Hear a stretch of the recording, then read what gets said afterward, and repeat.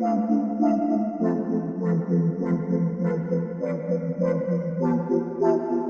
in, ladies and gentlemen, to MBR, or as we like to call it around here, Nothing But Rants, the show where I find topics that I'm oddly passionate about and I pontificate upon them. These are not hot takes, but rather takes that I'm hot about. What's up? You really like that?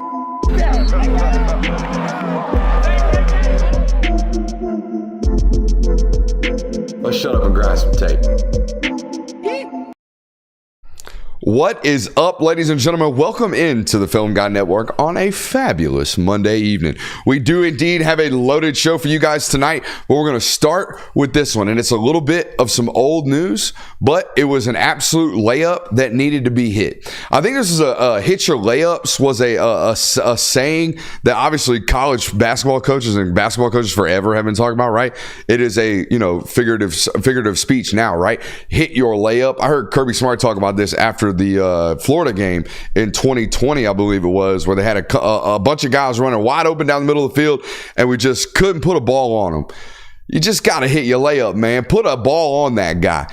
When you're an opponent, or when you're a company, or when you're a person or a player or whatever it is, when you're in a situation where you don't get a lot of wins, period, when you land upon an easy win, take that right now. Take that layup right there in open court. Don't pass it out, kick it to the corner for three. Don't do none of that nonsense. The NCAA has had a layup right in front of them. A universal organization that never wins, by the way. Even when they win, they lose. Even when they have a good PR moment, they find a way to kind of fumble it for about, 15 years or 10 years or 5 years or however long it is, right? Like Reggie Bush. They finally gave Reggie Bush his Heisman. Everybody's out here giving him kudos, but it's like, why did it take you this long? Kudos, and it's backhanded compliments. Even when they have a dub out here, guys, they don't get it fast enough. Welcome to tonight's show. Glad to have you here. Glad to be back in for another tremendous week of content with your boy on the trail. It's going to be a hectic one. Tomorrow, Manchester, Southwest Georgia.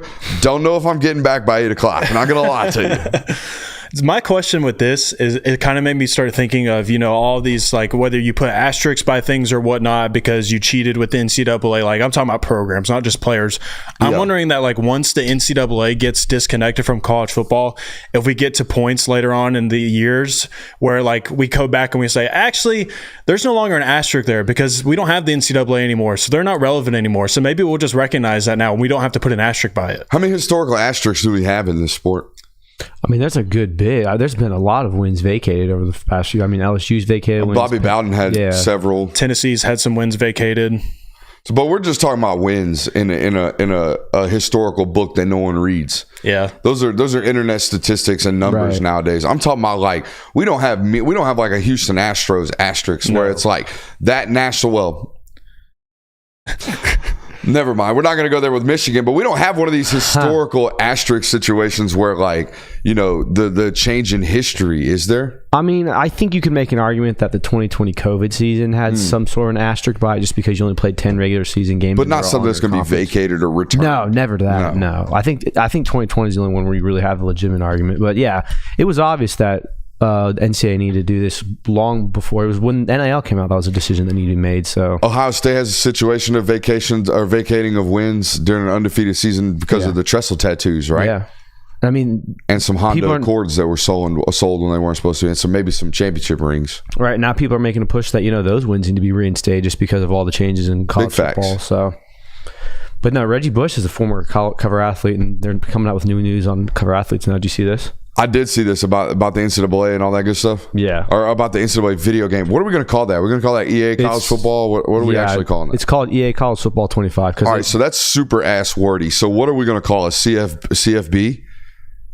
Like the gaming, when I say we, the gaming community. Because, like, the game previously was just NCAA. Anybody want to play NCAA? Yeah, they'll probably still call it that. You think so? It'll just be let's play NCAA? Yeah, it won't be officially titled NCAA football, but I mean, no one's going to say EA College Football 25. at all. What are you over there, Matt, Googling at? Georgia just got a basketball commitment, so I'm taking care of that. You did preface me before the show, or prepare me before the show that you were going to be doing that. Before we get too far into the actual details on this cover athlete sport, I do want to welcome the audience in because I want to give you all a rundown of all the stuff we have to talk about tonight because there is plenty to hit on tonight. We're going to talk about this cover athlete story here. Nick Saban he admitted to tampering on open airways. Thought it might be something worth talking about tonight as well. What else we got? We're entering probably the worst part of the content season. And we're going to have to find a way to make that interesting for you guys. Both Florida schools, there's a third in Miami, but they weren't too relevant in discussions. I guess we could get into them about NFL draft discussions, but Florida and Florida State have made the rundown on tonight's show sheet based off some NFL draft stuff, and we have general reactions off that in the local hour as well. But welcome into tonight's show. Make sure you hit that thumbs up button, hitting that firing off in that chat and getting loaded up in there. I also want to throw a quick shout out to our friends over at Prize Picks. If you have not already, run over to prizepicks.com, use promo code Brooks. You will get a 100% deposit match over there. What does that mean? You put up to $100, you will get $100 matched instantly in your account. Can't emphasize it enough. If you haven't already, hit that thumbs up button. And for sure, if you have not subscribed to this channel yet, I don't quite know what you're doing there, but make sure you're doing that for us. We would appreciate that. Just passed over 22,000. Maybe it was about a week and a half ago. Already over 22.1. So let's keep loading those up, man. We think we do it pretty good around here. Where are we going next? Finish up the NCAA video game discussion here. The cover athletes are going to be regional. Is that how this is going to go? I don't know if it's going to be regional or if it's going to be based on console. So like Xbox had different releases than PlayStation back in the day, Wii and so on and so forth. But they did announce that it's going to be 3 separate athletes who currently are playing college football. So it's not going to be guys that graduated last year or are in the NFL now. So it's actually going to be guys that are going to be playing in the 2024 college football season. I thought it was one per conference. That's what I thought it was. I think it might be that, but I don't know if it's going to be all of them on one cover or if you're going to get different sets of covers for the game. That's why I brought up the regionalism part of this. Like, I thought if you might have bought one in the Southeast, you're going to get Carson Beck in the SEC or whoever it is on the front cover from the SEC.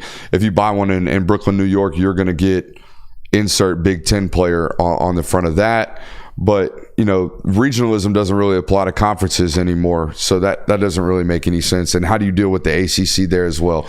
Do you have the article in front of you? What is the actual reading on the reporting on this? Yeah, I have it. So according to Matt Brown, he reported that the cover stars will come from a different Power 5 conference and play at different positions. So there won't be any overlap between the two. And then it goes on to talk about how the old college football games license a number of players or identifying them as position and stuff such as that. So, okay, but it doesn't tell us how if I go buy actual physical copy of this checker, which I won't be, by the way. I'll be buying the download on Xbox I'm buying a physical console. Copy. You're going to buy a physical copy? For sure. Okay, that's fine. Maybe I go stand in line and get a physical copy. Either way, when I go up into the Walmart or the Target around here and I try to buy a physical copy of NCAA, who going to be on the bitch? That's what I'm asking. They haven't specified. I know, but what copy? Am I guaranteed to get the SEC guy? Probably going to be more SEC guys than the others is what I would imagine. Can you pre-order options of this? I would imagine. I'm sure you can through the store still. I mean, I haven't done it in forever. I just say put Nick Saban on the front of it, sell 100 billion copies of it, and call it a day. We ain't got to worry about none of this. Yeah, you ain't even got to give cuts to players at that point. Yeah, player on the front. If I'm being honest, I don't give a shit who's on the cover. Yeah, no one does. I'll play it regardless. Like I said, I didn't even think about buying the physical copy. Just buy the digital download like a normal human being, like every other football game. But it's a very special commemorative edition. Yeah. It feels like a commemorative edition, even though that's not the definition of commemorative. I mean, it's a return of a game after 11 years. Like, this is the only thing that right now you have to look forward to if you're a 11 years that felt like 20. Yeah, no kidding. Sucked. So you said different positions for each one. If that's the case, and that makes me think Shedur's going to get one of them, I think. Because Kirk Herbstreit's already talked about Travis Hunter, or Shedur's going to get one of them. He's basically. Why don't they just put both of them on the cover and make that the Colorado Maybe edition? They do that, but then that means, I guess, a quarterback can't be on it for the SEC or the Big Ten, or, Well, like, they haven't specified if there's going to be more than one cover. Like, it might be you get 3 guys on the cover, like you saw in 2K16 for NBA, stuff like that. Like, it might just be one cover with different athletes on it. It might not be like separate cover. They haven't specified that, but there's going to be more than one cover athlete featured. Nothing better than the Denard Robinson cover. It's going to go down goated because it was the last one. Yeah. Did they show his shoes in that one? I can't remember. No, they didn't. It's like I wish they would have. They missed a very key portion of that individual's public relations. The untied cleats. Yeah, he didn't tie his cleats. No. Which was wild. That is wild. Must have just sized down like 3 sizes. Ugh, that sounds horrible. How else do you keep them on your feet? I don't know. Hella shifty athlete. Do you remember those too. Nike cleats that had like the mesh fabric on the midsole? Like you didn't really need to tie them. It might have been something like that. Something like that. But he was a Jordan. They were like either Adidas or Jordan school at the time. I think they were, yeah. So I don't think he had those. I want to say Adidas at the time. You talking about vapor flies? Yeah, I had vapor flies feel like socks with strings on the top. I hated them. Yeah, no, I never wore them, obviously. But anyways, yeah. But no, this is literally the only thing you have to look forward to right now if you're a football fan. For the summer? Like, this is the worst part of the offseason for us. That's what I'm saying. Like, until the season starts, there's really nothing else to look forward to, because when the season ends, it's okay, at least we'll get pro days, at least we'll get the combine, at least we'll get the draft. But once all that goes past, like, there's really nothing to be looking forward to, which is why I'm so happy this video game's coming back. But this is the worst part of the offseason. I was about to say, giving the audience a real good reason to tune in. But no, like, you know what I mean. Yeah. No, I'm with you. It's a time of the year where if it's a new storyline right now, it's probably not good news unless it's a recruiting story. You know what I mean? Huge recruiting time of the year, obviously. We'll talk about the Elite 11 tonight and some observations from that event. We'll be going out to the Elite 11 finals, maybe possibly as a crew. Depending on how you guys' schedule looks like. So we have important stuff going on this summer. But yeah, in terms of fireworks, usually if they're popping off in June, it's not good news for a college football roster. No, not usually. And it's not usually something that like really casual fans will pay attention to. Like casual fans have checked out at this point, which stinks. But don't be a casual. Don't. It's a good time for way too early rankings, though. That seems to be the popular trend that picks up in these months. It's like, oh, here's my rankings based on nothing. Could you imagine doing like, and it's a different topic, but could you imagine doing like 4 months, basically from November, December until today or yesterday or Saturday at like 7 o'clock, doing all kinds of NFL mock draft stuff, just pounding the NFL draft, pounding the NFL draft, pounding the NFL draft. Then it comes to this culmination of this 3-day coronation of these athletes, right? And you as a media and a content creator are just pounded for 3 days straight, hour upon hour of content upon content. And then it's literally as soon as you turn in your last article, your boss comes over and just 2025, way too early mock draft, need it now. Yeah. That would be so brutal, bro. It stinks. I'm good on that. That's how I got my start in the media, actually, covering the NFL draft. Wow. With mock draft stuff. Just like Mel Kiper. Yeah, you know, I didn't have as many opportunities to have moments like he's had on television. Good Lord. Yeah, well. He's like the king of the draft because he got shit on by a general manager one time because that's like his whole story. First of all, how he got his job was insane. He was writing these like... He would just do it as a hobby. Oh, dude, yeah. Like 1,300 page draft breakdowns of all the athletes and just doing it for fun. And then ESPN hired him and threw him on television for like 3 hours. And within the very first night of him on television, he said something about the Colts draft pick, saying it makes no sense. The guy ended up being somebody I've never heard of, the draft pick. He ended up flopping. But the general manager from the Colts immediately came on television and was like, this guy is an idiot. Who is Mel Kiper? Who the hell is Mel Kiper? And he's the king of the draft. So shout out to Mel. What a glow up for him. Florida State had a pretty good draft. They did. Florida State, 6 draft picks in the top 100. What'd they finish with? Do we know? I want to say it was 6 or 7. I know they had 6. I think in the top 100. I think it was like their upper echelon got drafted, and then there really wasn't much left after that. So I'm trying to find it right now. But the purpose of them being on the show notes is not necessarily. It's great that they had as many draft picks as they did. They had a really good football team that was apparent, that was going to be, reflected in the NFL draft. 10 says the chat. 10. Chat's faster at research than the research department. Shout out to the chat. Can't win them all. So the 10 is a big number. I would like to have the 10 in front of me if I possibly could, but I can't. I can name them right now. The real important thing is out of the 10, I know out of the 6, the stat that I'm about to get to, out of those 10, how many were transfers? That's what I want to really know. Norvell's going on his 4th year there, right? Just finished up his 3rd year, going on his 4th, right? Or yeah, his first year was 2020, was it not? We're sounding really educated right now. Anyways, he would have homegrown talent at this point, you would imagine, guys that he has recruited and stuck out with and has sent to the draft. His top 100 athletes, there were 6 guys that were drafted in the top 100. Only 5 of those guys were transfers. And what I want to know is this more of a, and this is the whole purpose for the discussion, is this more of a, hey man, shout out to Florida State's development department, their ability to bring guys in and turn them around and make them better players?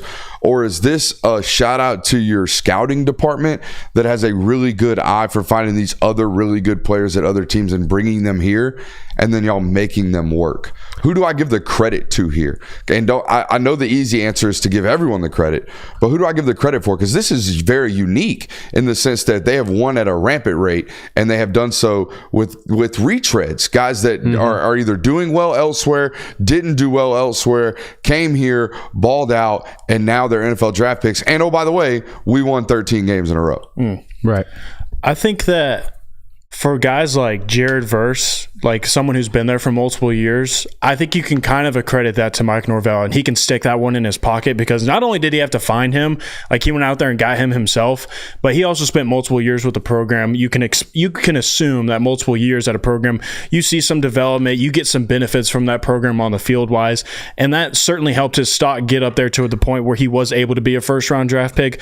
But maybe for guys like Keon Coleman, like you can somewhat count that, because I mean you elevated his draft stock. Well, we can shout out the booster at the NIL department. Yeah, for sure. Guys like Braden Fisk, you can kind of give a little bit of a shout out, but at the same time, like spent 1 year with you. I mean, I don't know how much credit you can give for that, but I think you still have to give them credit, because that one season, these 1 seasons for guys like Keon Coleman and Braden Fisk, that helps tremendously with your draft stock, and it helped them a whole lot being able to get drafted where they were. Yeah, I mean, it's also something you have to take into consideration. All those guys, had they not come to Florida State, I almost guarantee none of them, with maybe the exception of Keon Coleman, would be as highly touted and as well regarded as they are now. I mean, Braden Fisk, we were watching his huddle tape. He was a tight end that looked undersized and goofy at one point. So he had come a long way, and obviously there was some development at the school he was at prior to, but still the fact that Florida State got him in and made him the Braden Fisk that he was, I think that's something to be said for the development of your program. Did we get a final tally on the transfers there? I know that's a big task to ask mid-show. Just looking at them, it's Jared Verse, Keon Coleman, Braden Fisk. He wasn't a transfer. Johnny Wilson was a transfer. Jaheim Bell was a transfer. So that's Jaheim 1, 2. That's the 5. 3, 4. That's 5. Well, Jaheim Bell wasn't on the top 100. There's 6 of Johnny Wilson wasn't in the top 10. 100. There's 7 of 10. Okay, so yeah, a good chunk of the class. Johnny Wilson transferred there, right? Yeah. Okay, so yeah. Well over 70%. Yeah. Right there. But I guess it's just kind of like the new norm of college football too. Like you're going to expect to see this. It's like maybe not from your like perennial contenders like Georgia, like the chunk of their roster, but even them, they had a few transfers as well, especially over the years. But I think with teams like Florida State, especially when you see them ascend to the level of play that they got to this past year, it's going to take transfer guys like that. Considering where Florida State was 2 years ago to where Mike Norvell brought them now, it's going to take transfer guys. It's going to take immediate contributors that you brought in for 1 year or 2 years. So I don't think it's necessarily a slight against the program to say like, oh, your draft class was built off of transfers. I mean, you have to recruit those guys just like you do high school guys. I mean, it's a matter of getting them to your program and then actually doing something with them as well. So I think it's a great thing for Florida State to be able to do this, but I think it also matters like you have to get 4-year guys as well for us to really recognize you. All I was trying to do was assign credit. Like, who do I give the credit to? Because great job. I mean, you had 10 guys drafted, you went 13-0. That type of deal. 14-0? 13-1. 13-1. No, I guess my question for all this is that an alarming thing to you, the fact that you're constantly going into the transfer portal to get talent? No, I think this was we need to get good now, and then once we get good, we'll recruit good. Because they've recruited inside the top 10 since then, right? Yeah. So there you go. I'm going to tell you right now, you recruit inside the top 10, you're going to perennial have a better chance right now than Clemson does. Yeah. Clemson's not recruiting inside the top 10. No, they're not. So then I guess the answer to your question is going to be who deserves credit. It's going to take time to answer, because now that Norvell's got kind of his organic recruiting class in, you're going to get high school guys that you actually end up developing. Yeah. We'll see in the next few years how these recruits turn out. Whereas you can say, if they're not good, you can go point to, well, Norvell picked guys that were already good from the portal. Whereas when he finally got guys he needed to develop, he couldn't do so. So, I mean, it's going to take time to answer your question, I think. There's also another Florida school that had a very interesting NFL draft. One player drafted from the Florida Gators in the first round, Ricky Pearsall. In the very end, 32nd overall pick. Was it? It was 32nd overall pick, yeah, because they traded with the Chiefs. I believe it was 31st because the Bills traded with the Chiefs. Bills traded with the Chiefs, correct. Okay, 31st overall. And then after that, complete silence, radio silent for the Florida Gators. It is the first time since 1980 that they've only had one player drafted over the 44 years. All right, so they were a 500 football team last year in the SEC. They had draft production as such, but this is really, really, really low draft production, as you just mentioned, for Florida. And by the way, Ricky Pearsall transfer. That's an Arizona State guy that ended up there.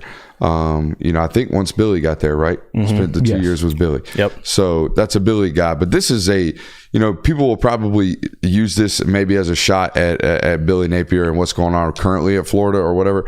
This is much more of a shot at Dan Mullen and just how bad of a lot of players that he left behind when he left that program. Billy Napier's in such a catch-22 here because any good player over the last 3 seasons that Billy Napier's gotten, it's been, well, that was a Dan Mullen guy. You don't get to take credit for Anthony Richardson because that was Dan Mullen's project. Yeah. But now that you're suffering the consequences of it, where Dan Mullen didn't produce or recruit enough talent in the portal, it's like, or the recruiting trail, it's like, where's the talent at? What'd you do? So, I mean, he's in such a catch-22, and I don't think it helps that the media and his fan base isn't exactly fond of him right now, but I think it's kind of unfair to be like, well, this falls on Billy Napier's lap, especially when you say that the successes he's had are not his. Just steer all conversations away from the NFL draft currently, because it's like, oh, you had a first-round quarterback, huh? Top 10 quarterback. Yeah, top 10 quarterback, huh? You didn't win a whole lot for a top 10 quarterback. Don't worry about that. You only had one guy drafted. Dan's guys. Don't worry about that. Next year. We're 1 year away. But, I mean, a concerning stat that one you're mentioning about how this can also be attributed to Dan Mullen and the work, or lack of work, we should say, on the recruiting trail for him is 60% of Dan Mullen's 2019 class and 70% of his 2020 class have transferred since then. Not even with the program at all. I mean, over half of an entire recruiting class no longer with the Florida Gators. That's wild. That's really, really quickly too. Now I wonder if those stats look like that elsewhere too. Well, it's also like coaching change, and we're just trying to get my guys in type shit. Yeah, well, it's also like, do those stats look like that if Dan Mullen's a coach in 21 and 22 or 22 and 23? Like, it's probably, those numbers are probably lower. Yeah, that's what I'm saying. A new coach getting his guys in type stuff. Yeah, just churning the roster over. But it also goes to show you, like, the new coach didn't think his goods were very good. You know what I'm saying? Like, we need to get rid of these guys or ask them to leave. Or some of them, I wonder how many of those guys were good players that transferred out that, landed elsewhere and did well. You know what I'm saying? Yeah. Yeah. I mean, I would like to know, like, how much of those transfers can be attributed to, like, we changed things drastically on offense. We changed how we do things on defense. Like, I'm just kind of not a fit here anymore. Like, we don't view you as a fit here anymore. Yeah. Or if it was like Billy Napier and the staff shows up on campus and it's like, you do not belong here. Like, we do not feel that you are an SEC starter. Like, that is not your role here. And we feel that you need to go elsewhere. I think that'd be the deciding factor for me on this. If my memory serves me correct, I'm pretty sure he drastically changed that first class when he first got there. Like, he got there and kind of cleaned as much of it as he could and kind of changed the direction of it as quickly as he possibly could. There were a lot of exits after that first season, I remember. And it wasn't, he didn't retain much of Mullen's staff, if any. So yeah, I think he has tried to get as much of his, fresh blood and his opinions in as possible, as you probably would. Yeah. I would. I mean, based off what they were doing on the recruiting trail, it was just, it's not anywhere close to the Florida standard. And now they don't win enough to recruit at what we know is the Florida standard. Was that job just destined? I wonder if anyone other than Billy Napier could have made success out of what happened there, because you inherit such an awful roster. Yeah, but you inherit a bad state right now. How often in the history of Florida, like the state of Florida college football, have all three of them been 7-5 perennially? That's what we got right now, except for Florida State. Florida State has just gotten good now. Yeah. Right? But they were right there previously, that's what it was. So I would disagree in that sense, where it's like, it felt like even Darren Mullen's run, it was like, dude, you better, like, how are you not recruiting well? You're the only thing that's winning down there. Like, you should be able to go out and wear the Gator logo down there and pull in players. And I guess they weren't out. That's the problem. Yeah. Under him. I mean, it was to the points of some years where people were like, is UCF the best program in Florida right now? Like, that's how bad that state was for a very long time. I mean, that's changed quickly down there with Mike Norvell now. They got shit running right. Yeah, absolutely. I think the biggest concerning thing for me is like this stat right here. First time since 1997 that Florida did not have a defensive player drafted. I mean, in the SEC, you're not going to survive if you do not have draftable players on the defensive side of the football. You're just not going to. It's a cliche to say that the games are won in the trenches, but it absolutely is. I mean, we see time and time again, whether it's the offensive line or the defensive line that's just owning a football game and they just completely take over, and that's just the tone setter for the football game. So if Florida, and it happened in this thing, these sorts of things happen because of guys like Britton Cox, where it just completely flames out, and that's no longer an even option for you. You don't get to credit yourself to that because it just doesn't work out. But you're in multiple years now with this program. You should still be having someone on your defense or somebody. I mean, anybody have a draftable player on your defense. You don't even have that right now. And then, I mean, even you look ahead. I know it's way too early to do this, but you look ahead to the 2025 draft class for Florida. There's not much there either. I'm gonna tell you right. I'm looking at it right now. Norvell's going to be a bitch to recruit against, I guess, for anybody who's coaching at Florida right now. Just, I mean, say what you want about the quality of these football players. I'm not even going to name their names. I'm going to read off locations to you, and imagine everywhere you go, you're going to see a logo that you got to battle against for good football players. Savannah, Venice, Florida, Miami, Florida, Orlando, Florida, Albany, Georgia, which is the pit of it. That's way down there. Miami, Florida, Moultrie, Rochelle, Georgia, Lake City, Florida, Florida, South Carolina. Oh, random South Carolina guy. Okay, they went up there and pulled out a 3-star linebacker. I bet that dude can run.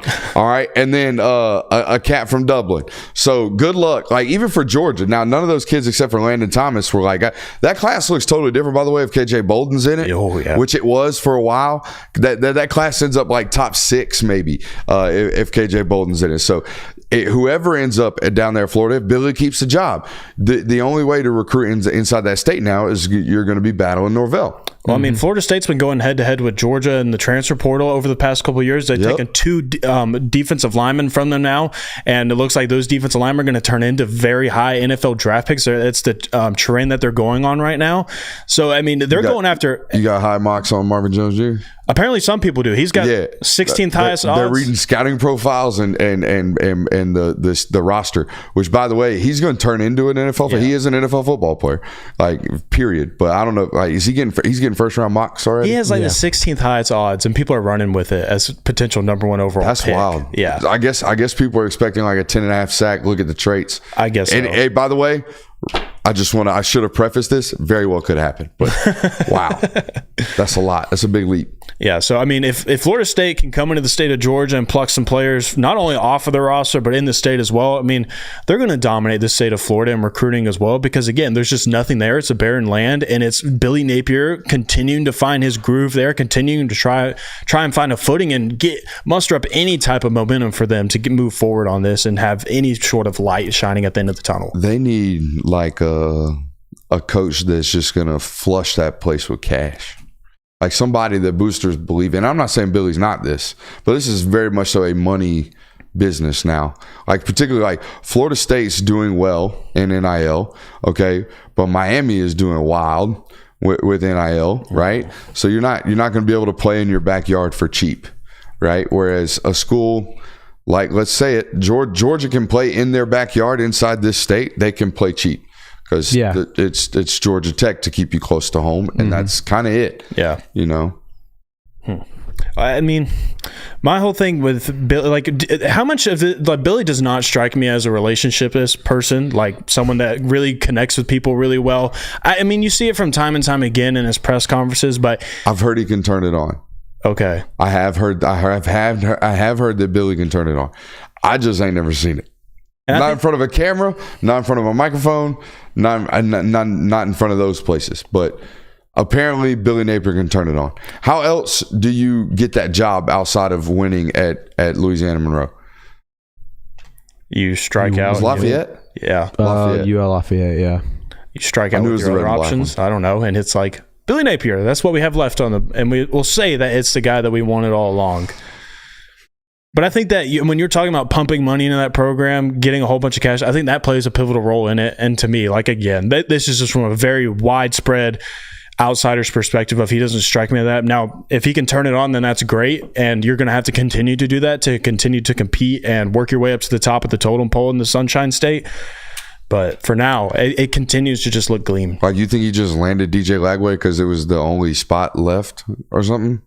No, I mean, they definitely. You know what I mean? Yeah, they definitely. You got to have something. Yeah, they definitely throw a bag towards guys like that. I think another problem Florida has as a whole is it's just not. It's not the team it was 15 years ago. Oh, no. And the kids that are playing now don't really know Florida as that program. I mean, think about it. After Urban Meyer left, Florida hasn't really been anything special. You had the 2020 season. You had a couple of years in the mid-10s where you won the East because Georgia and Missouri were down.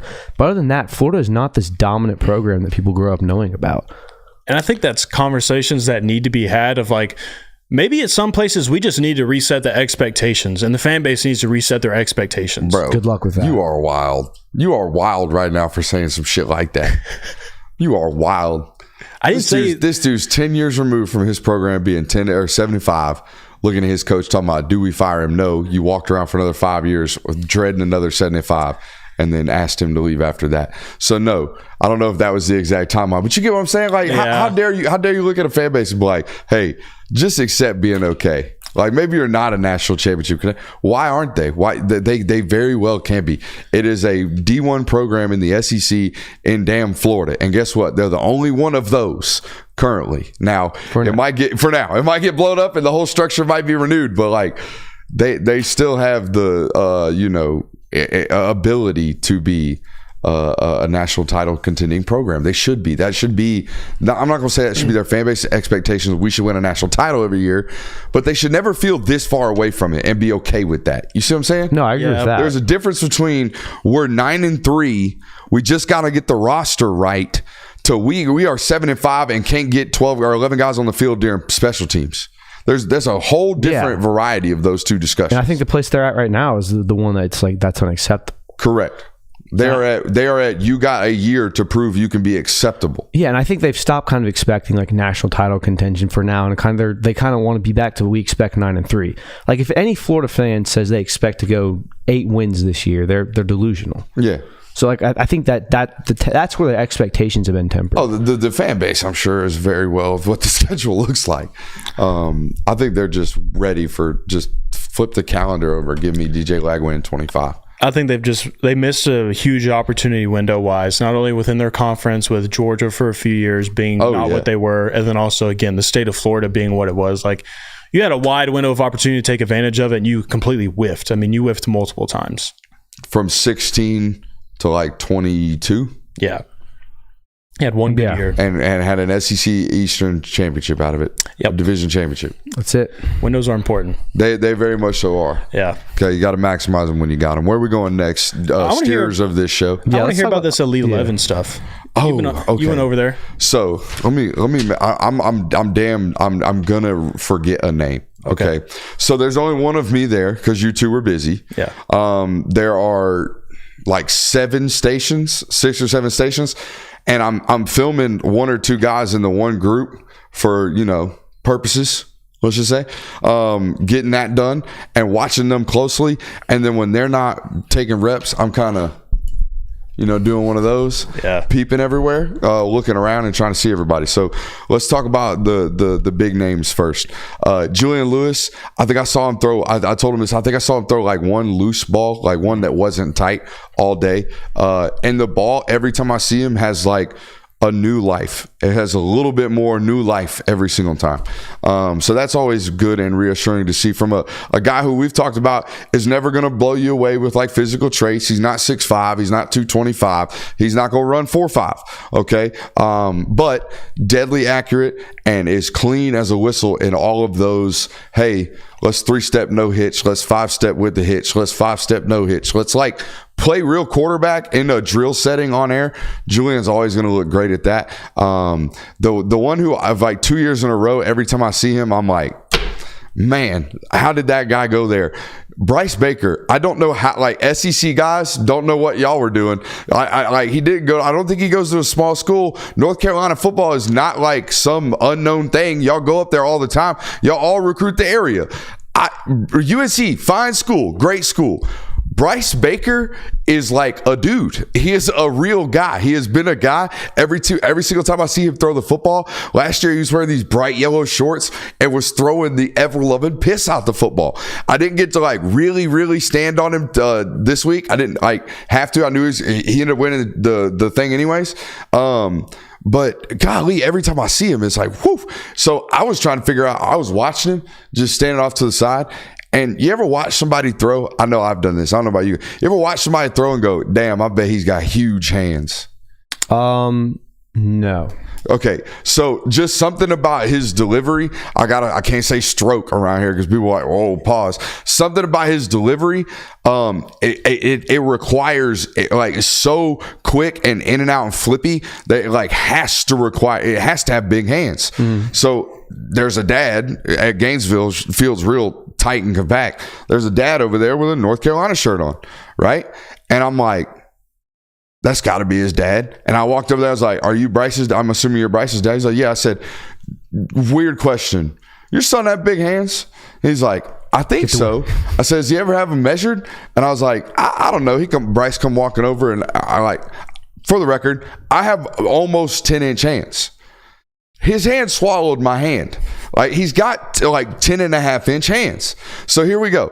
He's 6'2 3/4. He ran 4.62. He's 197 pounds. He has 10.5-inch hands. Who is he? Future NFL prospect is no. Who is he? Who is the physical profile? Like who's his comp? One more time. Yeah, 6'2 3/4, 197 pounds, 4.62 in the 40. And has 10.5-inch hand. I want to say Michael Penix. He is Michael Penix. That is what the physical cop looks like with a clean bill of health. And honestly, the life on the football. Is he lefty too? No, he's right-handed, and he's going to go to UNC, and he's going to ball. I know for a fact I don't want to blow up his spot. There's an SEC school calling him, so there's that. It's not Georgia. Here's my question for you, because in my experience, I obviously don't have super large hands. I feel like I have pretty average-sized hands. But when I throw like a peewee-sized ball, and my hand like it seems hard to throw for me. That's too drastic of a difference. Is there a point to where your hands are too big? Go throw a JV ball, like a middle school ball. Okay. Feel that. Okay, so there's a point to where your hands are too big. Yeah, especially like on the I don't know, because you can't have a too big of a hand for an NFL ball. An NFL ball, and we've shown them before. If you don't understand, if you've never held them and thrown like 100 of them in a day, right? You don't understand the forearm strength and the hand grip that it takes to consistently throw that ball tight. So yeah, your general hand size matters when it comes to that, but. You can have small hands and rip it. I'm not saying you can't, but sometimes I can tell guys have big old hands. So my question, because I know you talked about this a little bit before the show, how now it's getting to the point, like when we get to the NFL draft, like you've seen these guys throw in person because of events like these. All 6 of those guys. All 6 of the ones this year in the first round. So my question is so the things that you take away when they're coming out of high school, they're in high school, when you see them there, do they still continue to remain the same? Do you see dramatic changes from the 3 years that they spent in college? How big of changes do you see from that point when you saw them as a high schooler to then, okay, now I'm a first round draft pick? So most of those guys, the automatic okay, that guy's gonna work is the general life. They have crazy amount of arm talent. Those guys stand out. JJ McCarthy never stood out amongst the bunch. Caleb Williams damn sure did, right? Drake May was really, really tall, but I guarantee you would feel much, much better about Drake May being an NFL football player had you watched him on a Friday night than had you watched him at an event like that. You know what I'm saying? Because even his evaluation now, he's a deep ball thrower. Well, that event at the Elite 11, like, yeah, you're gonna have a couple of drills that you throw a 65-yard bomb, or you have the ability to, or show that. But most of it's like intermediate layering of footballs. Like, hey, do we have good footwork in the pocket? Like, do we have our drops consistent? You know, things like that. Is our motion tight? I don't know if that was ever. That's still not Drake's thing, even now. So some of these guys, it's touch and go, if that makes sense. It's a great question. Shedeur like this, you think? I've never seen Shedeur throw live. The people that have say he's like an A-, great accuracy, timing, anticipation, speaks, knows, and sees the game really, really, really clean. NFL quarterback for sure, but not like wait until you see the pro day. You know what I mean? It's not one of those. So, like, how much does an event like the Elite 11 weigh into evaluation? Like, compared to, like, I'm going to go see him play Friday night against another high school, like, live in-game action, as opposed to, like, I'm just going to go watch him at an event and he's going to throw 50 balls or however many in different varieties. Which one would you weigh a little bit more, like, for you personally? I mean, consistently, the winner goes pretty high in the NFL draft. Consistently, the winner goes pretty high in the NFL draft. Consistently, the participants go pretty high in the NFL draft. But, man, the more and more I go to this, and Quincy Avery tweeted about something about this yesterday, and I felt the same way. That region was so deep. Like, at one point, in one group, it was Julian Lewis, Bryce Baker, the Mims kid committed to Louisville, Antoine Hill, and a couple of other. Luke Nickel, like, committed to Miami, a dude. Like, we've shown the film. Looked really, really good. Okay. That's in one group of like 12. And there was another kid wearing 193 that's out there throwing rods. And I'm like, who is that? some kid from North Carolina. Got like all kind of mid-major O's. I'm going to keep tabs. I got to go get back to check the roster again to see what his name was. But Jesus, like 7 of them in one group. And then in the group I'm watching Faison Brandon, the number one player. Sucker punch. I'm watching Faison Brandon, the number one quarterback in 2026 per all reports, right? The consensus ranking, we should say.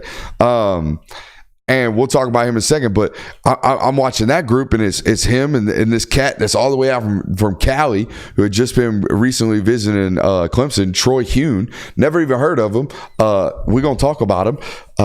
And then, a couple other guys in that group, but it's just a freaking loaded regional of arms and guys that nowadays can throw the ever-loving piss out the football.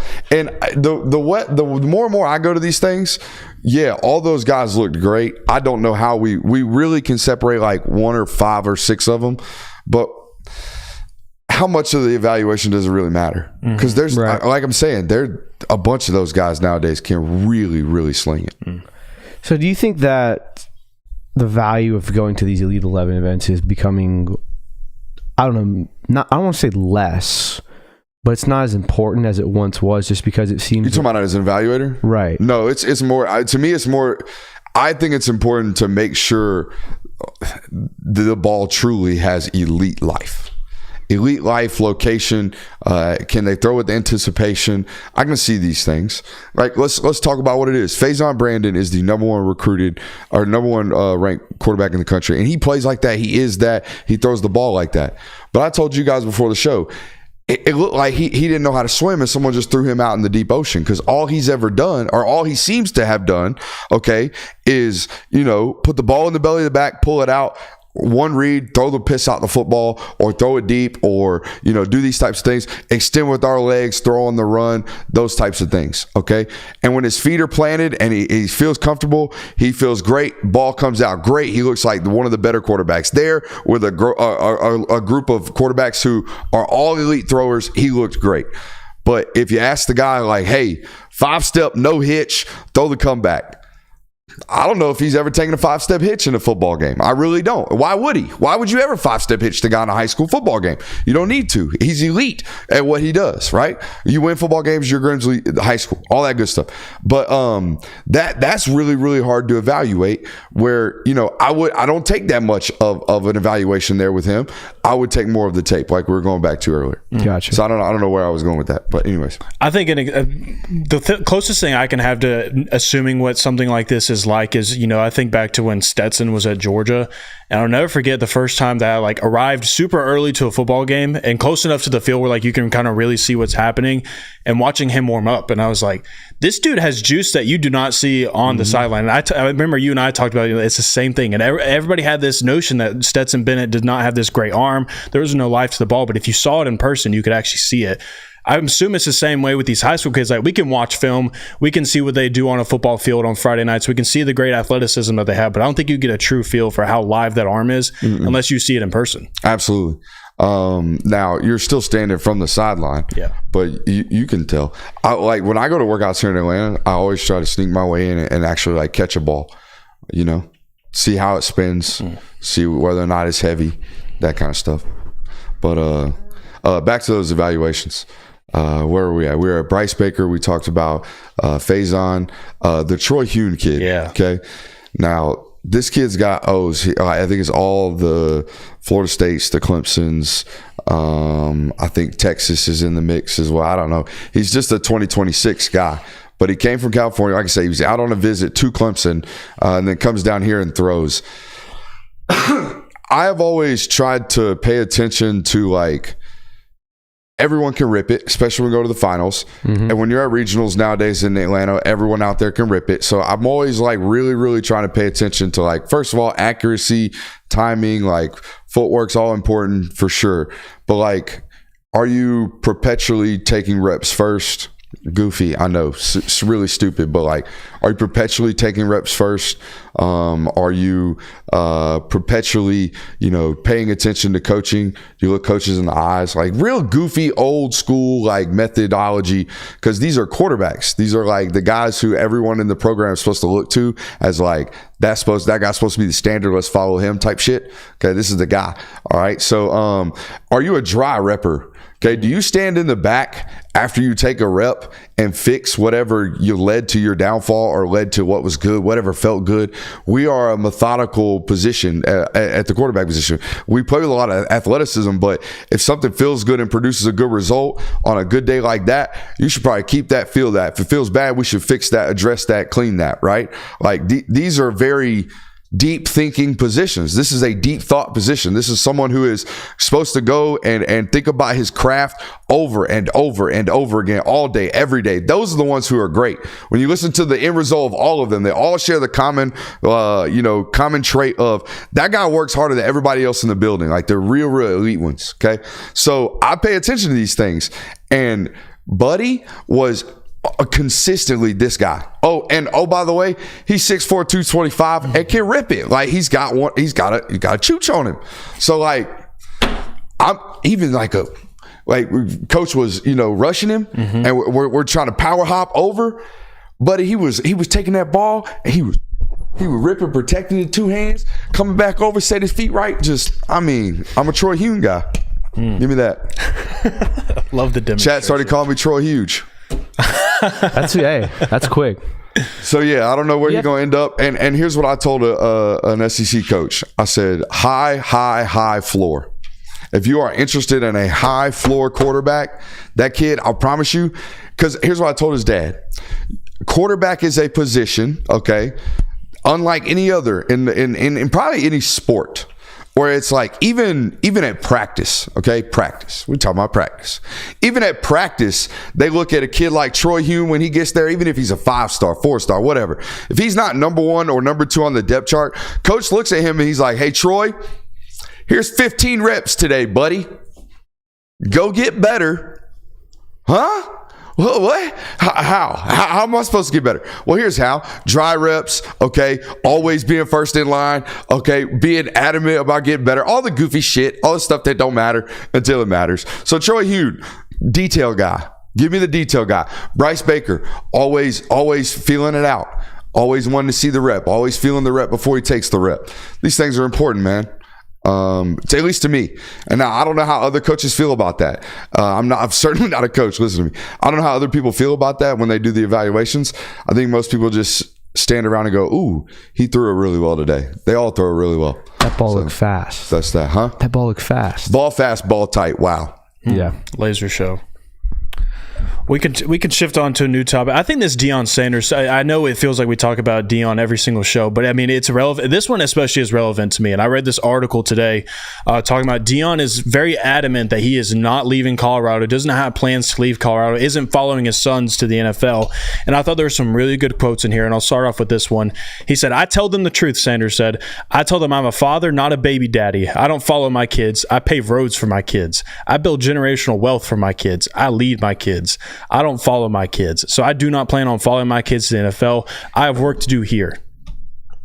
He say, I'm not a baby daddy? He said, I'm not a baby daddy. But he is.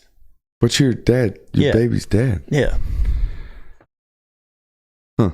Yeah, that's a weird... I mean, look... the quotes are Deion. They read like Deion. Yeah. Deion's almost like you got to go watch it. You almost have to watch it to even understand like what's really the context of what he's really saying. The quotes read like Jonathan Williams just read Deion Sanders because that's exactly what just happened. So it's really, really hard to judge what actually happened in the interaction. Here's the point. Everything I've heard from the recruiting trail, because they are very active in obviously Julian Lewis's recruitment, right? Mm-hmm. You wouldn't be active, or you wouldn't even be this far into that stage if they were 100% positive you weren't going to be there for an extended period of time, or at least in 2025. You see what I'm saying? Right. Like Deion Sanders is going to be at Colorado for some type of time. I think Deion Sanders is at Colorado as long as he wants to be there, essentially. Which, who knows? I think that I love that, honestly, the thought of Deion staying at Colorado, because initially when he takes a job, I mean, we all thought it, and it continues to be thought. This notion continues that, well, Colorado is just another stepping stone for Deion. He's going to stay in the headlines for a little bit. When that dies out, then he can jump to the next one where maybe he finds a permanent home at an SEC school or a bigger program. But the fact that he's made Colorado relevant, whether they win games or not, they're still relevant, and he's trying to build that program up. I think that's the best thing possible for not only Colorado and himself, but for college football in general. You think Deion wants to coach football until like his late 50s? I don't think so. I don't think so. I don't know shit about Deion, so I'm not going to sit here and act like I do. No. If that were the application to Deion's thought process, it would have already been applied. Why does Deion even need to coach football now? People would tell you because of his kids. I don't know. This seems to me like Deion's going to be someone who stays at Colorado after his kids leave, and then kind of hangs around for maybe 2 or 3 more years just to see like, hey, have we built something that's sustainable, that's going to compete for a long time? And if not, I'll just go back to analyzing the draft or doing something like that. Well, he gave sorry, go ahead. Like I'm just saying, I think Deion Sanders enjoys coaching. I think Deion Sanders loves coaching because he gets to coach Shador and other people like that. Well, he loves coaching. This was probably my favorite quote out of all of them. He said, I absolutely love it here, and I would never think a young brother from the South would really love it here in this part of the country, but I really do. The fan base that we have here, I just really want to bless you with a tremendously successful team. I really do. That's my heart. Deion in bold. Deion, yeah. That's a nice bold. I like that bold. That's a great reference. Yeah, I mean, I can see Deion in Colorado for a little while. Look, man, he's got a nice little gig out there. Nobody really, national media is kind of only gives him good rub, right? Anybody out here calling shots on Colorado? Outside Andy wins. The only thing that really even when he was like, I don't know. I don't think they ever expect them to win be a national contender. So whatever shakes is good. The only negativity that's really come out is how he uses the transfer portal and how he gets attacked from the transfer portal. Now, some of his, I mean, you can't tell me every player that's leaving your program is not good. There's a lot of that spin coming out of the Deion camp. That's weird to me because they got like starters leaving this portal window, which is weird. Now, the CU defenders would say, well, they brought in better players. Everyone's better than Dylan Edwards. Yeah. Everyone's better than the corner that started 7 games on the flip side of Travis Hunter. You know what I mean? Right. I just think he has such interesting ways to recruit and also like just kind of go about his business. Like this is a little bit of a lengthy quote, but he went on to talk about how he sells his program to kids that want to come to his program. Yeah. And he essentially says, I don't have to sell my program to these kids. And he says, I don't have anything to sell. I don't tell them, I don't sell them dreams. I don't sell them hope. I tell them everything they get. They're going to have to earn. I don't promise you a number. I'm not promising you a position. I'm not promising you to start. We don't sugarcoat anything. We're not babying you. We're not going to hold your hand. You have 127 years of NFL experience up under this roof. It's on you. You think Deion tampers? Yeah. Well, Deion don't have to tamper. He has Shadur and Sean. Yeah. Loophole. That. Social media is a powerful thing. The GOAT was tampering. He admitted to it at the NFL draft. Yeah, the Nick Saban admittance of tampering on Quinyon Mitchell. Is that what you're talking about? I wish we had the audio for that, but ESPN owns it. I wish we did too. We have the quote. Give me the quote. Give me 30 seconds. And I'll put it. I hated that. This was the one thing. Hold on. You got to assume everyone in the audience doesn't know about Quinyon Mitchell. So I have to tell them that he was the 21st pick in the NFL draft to the Philadelphia Eagles, right? Out of Toledo. He was out of Toledo. No. Yes, Did Philadelphia draft him? I'm pretty sure. I thought they went Quinyon Mitchell and Cooper DeJean. Yes, you're correct. So there you go. To the NFL draft. And then Nick Saban says this on the NFL broadcast. He said, he was our number one guy in the portal last year to try and get him to come out of the portal. And he would just never get in the portal. Which means that he was actively talking to Quinyon Mitchell. They were in contact with him, trying to get him to leave Toledo, and he just never got in the portal. Because the rule is you're not allowed to talk to players. You're not supposed to until they officially enter the transfer portal. So, funny thing, this is on the show notes, because I'm obviously actively on the trail right now. We're at Rome High School today. And a buddy of mine is on the trail currently. And I'm sitting there talking to him or listening to him talk about what's going on at his school right now. And one of his starters is just actively getting thrown offers of $200,000 to basically just come play. Not come play, but just come get on the roster. You know what I mean? At one of these major schools. Well, that was my whole question is what the were you going to do with Quinyon Mitchell last year, Nick Saban? You had two NFL corners on your roster already. What the heck were you about to do with him? There wasn't many openings on that roster for him to come play. Play him in the nickel, I guess. But you already had Malachi Moore. I think he was saying he tried to get him the cycle before this past year. He said he tried to get him in there twice, didn't he? Yeah. Basically, multiple times tampering. Okay. So, yeah. But no, the admittance of this stuff doesn't really matter, and especially for him now. It's a new point. What do you but I think even the admittance of tampering in general doesn't matter. You know what I mean? No one's really pursuing this. Has anyone gotten in trouble for that? I think someone recently got in trouble. Did. Florida State. That was taking a Marius on a visit to NIL Place's house, direct, from player to booster it wasn't type. Technically tampering. Yeah, it wasn't tampering. He was in the portal actively. Then has there ever weird situation? Has there ever been a team that's gotten in big trouble for tampering? I want to say a mid-major team just got slapped with something, but it wasn't anything major. And I think it was just to gauge the temperature on this stuff. By the way, how would you subpoena phone records? Because good luck on that one. How would you get tampering? From every coach and player that I've talked to, all the tampering stuff goes down in the DMs. Believe it or not. I believe it, yeah. Believe it or not, it goes down in the DMs. It's so funny, though, because we've had coaches who are still coaching talk about tampering and how big of an issue it is, but we never see the other side of it or anything which I understand why. Everything's kind of just a mess and there's not really any governmental control or anything like that. But I mean, you hear a lot of people talk about it but I don't know. It's just interesting to me how people want to say it's happening. People want to say it's affecting the roster. It's a bad thing. Everybody does it at the same time. And I guess that's probably why you don't really see a whole lot of people get in trouble, because it's well, shoot, everybody's doing it. You're going to slap everybody on the wrist or give everybody some type of punishment for what they're doing that everybody in college football is doing. Exactly. Everybody's getting down with it. But everybody's doing it the same way. I hope we continue to get sound bites like this from Nick Saban throughout his entire media career of just opening up the hatchet a little bit. I think it's been a good start, honestly. You know, I think social media is loving it. First of all, and that's the most important thing nowadays with the TV executives. Like, does Twitter like you? Does the timeline like you? Are people saying nice things? And are people watching you a long time? When you come on the screen, do people change it, or do people mute it, or do they turn it up?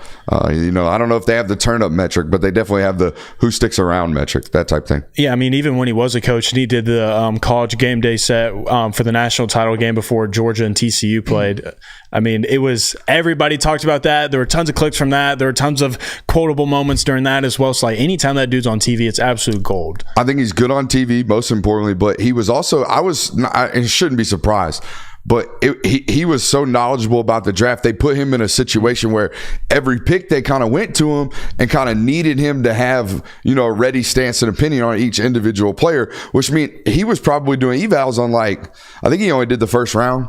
Yeah. He probably had to do evals on 50 guys. 65 guys. I'm interested. That's a lot of work. But, like, probably a lot of those guys he knew because he was a head coach already and he was recruiting them. So I'm interested to see how. You think he was grinding Latu tape? Latu tape? Probably as a coach? Might have been grinding. You think they were worried about the UCLA-Bama matchup? Well, I mean, like, it seemed like any time that there was, like, something strong that Nick Saban had to say, it was because he had faced that player as a head coach, or, like, he was involved with their recruitment or something like that. So I'm interested to see how that continues to go throughout his career, like, once he gets further and further away from his last day as a head coach at Alabama, and see, like, how, like, that description of players goes and, like, the amount of work that he puts in on that. He definitely fills the Pollock void. Absolutely, he does. Good SEC guy to have in there. He's obviously going to be rolling with game day all year, right? Yeah, they already signed him to a deal and everything. So. Man, is Corso just like, is he getting the silent retirement? What's going on there?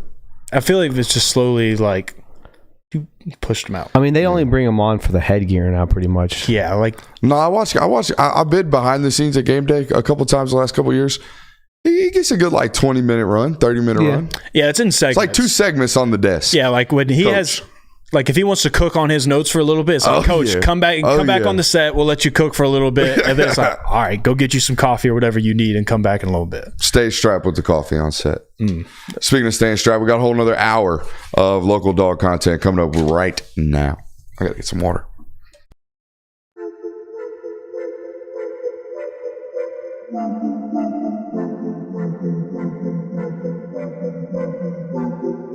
Welcome into Talk the Dog, the show where we find a bone to pick and a take to give. These are not hot takes. These is dog takes. Can I talk that dog? What's up? Really like that. You really like that?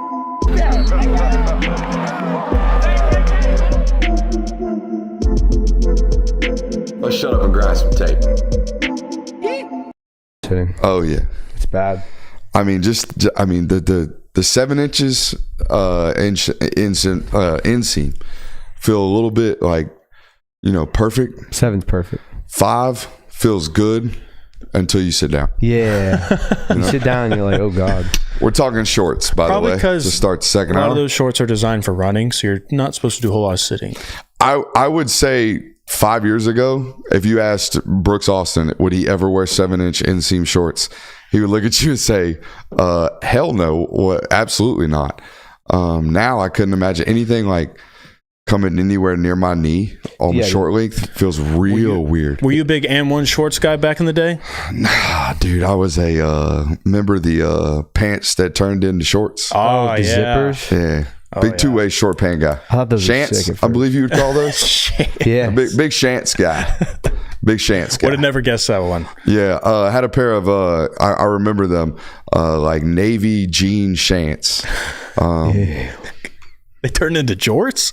Yeah, bro. Whoa. Yeah, bro. I was wilding. I was out here with jorts with zippers on the bottom of them. Like John Cena.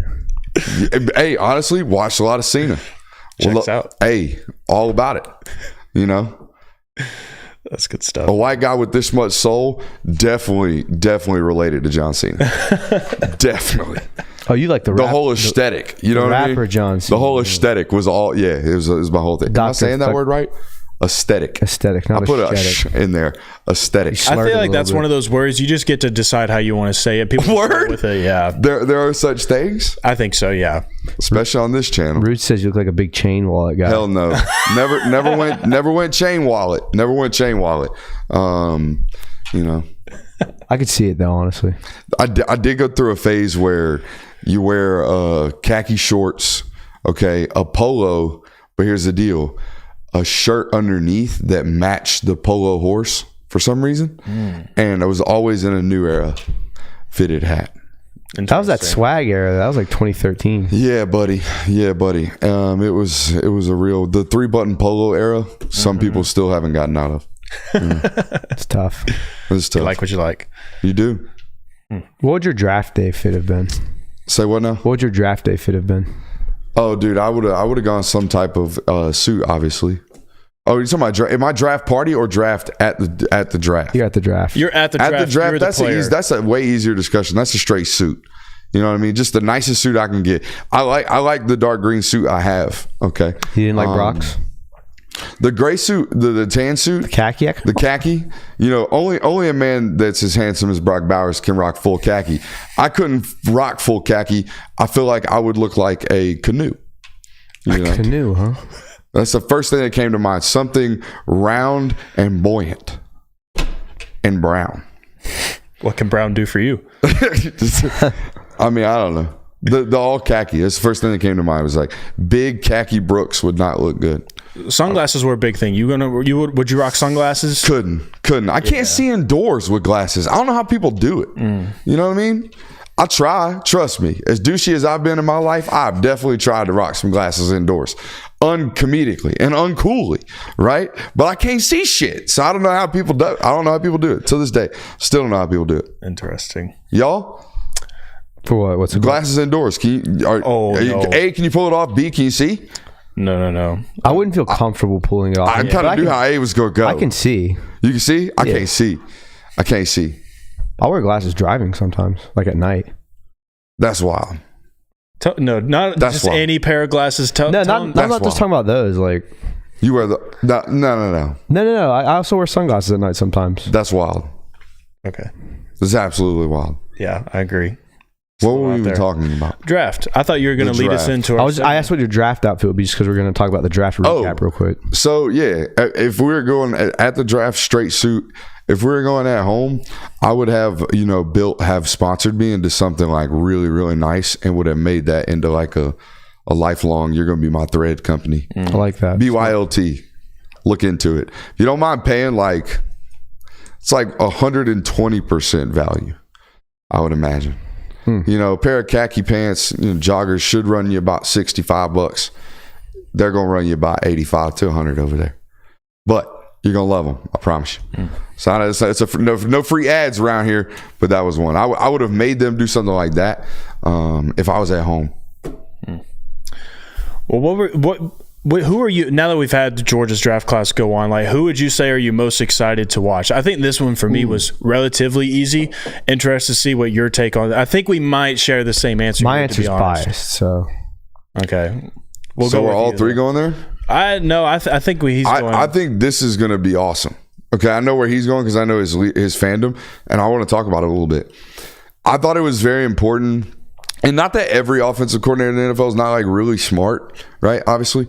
But I thought it was really important whoever drafted Brock Bowers, like use him like you're supposed to. Don't think he's this convenient or usual tight end. This is a different football Don't try player. to make him Gronk. Don't ever do that. Like, and I think the common fan sometimes does that. Like even Raiders fans, they booed the selection at the B-dubs.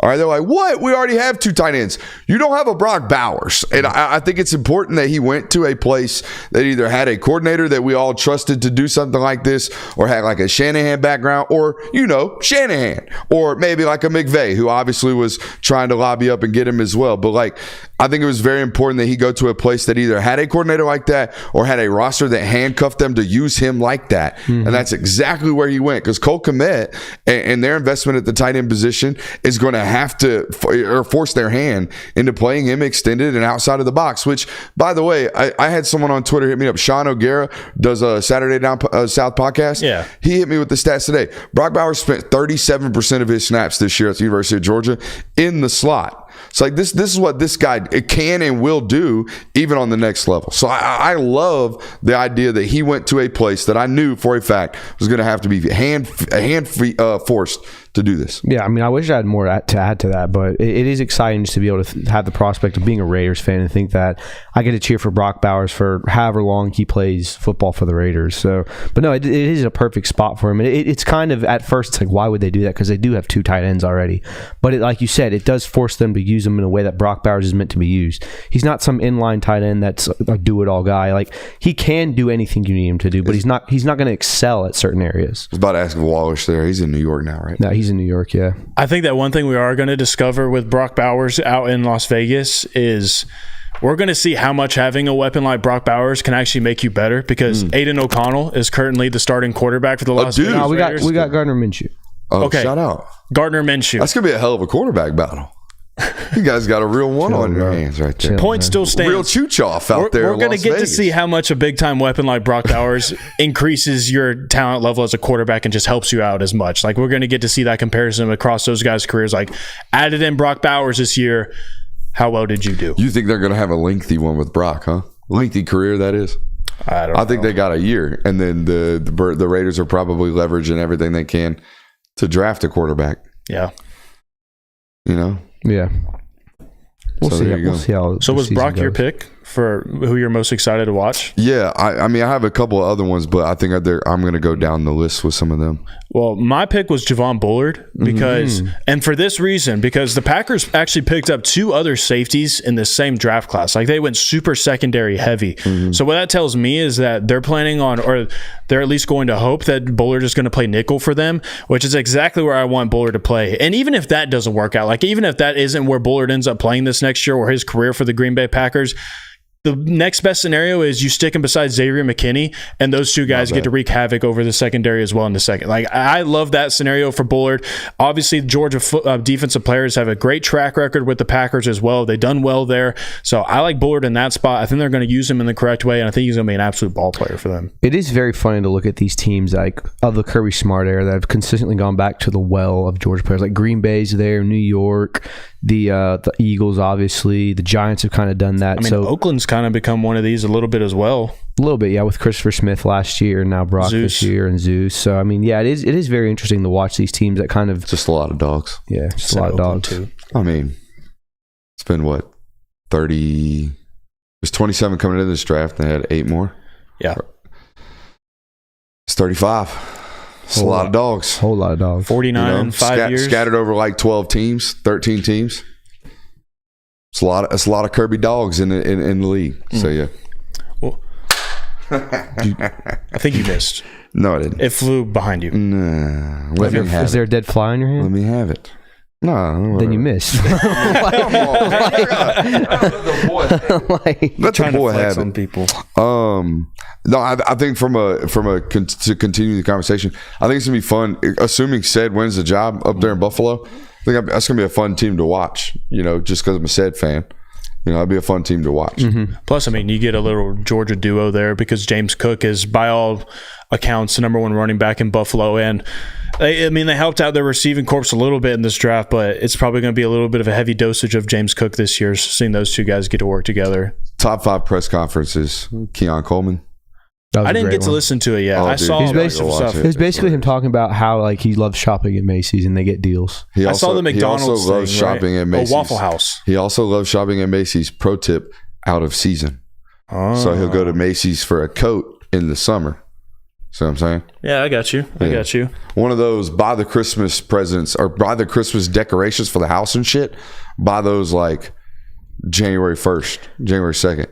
When they're trying to get them off the rack. One guy on my list, and I might be blanking on their roster here, but is Ladd going to be like, has a great shot being wide receiver 1? Yeah, I was going to talk about him in our best fit conversation. Okay. Yeah, for sure. We can wait on that then. Yeah, no, you're good. But he is a player I'm very excited to watch this year. even though it's going to be against our division. Having a good quarterback helps tremendously. They definitely have a good quarterback. So that's a good one to pull as well. Who's the biggest surprise of the draft for you? I think Rojak going undrafted. That was mine too. That was a surprise. I mean, we were talking about how big, tall, you're traitsy, you got good hands, and it seemed like he was climbing too. Like all the way leading up to it was kind of like, hey, this Marcus Rosemi-Jackson kid, like he's just having a good process. Like having a good process. He looked good at the combine. He looked good here. He looked good there. Had a good pro day, and then all of a sudden to go undrafted. Do you think the depth of the class probably just kind of got him a little bit?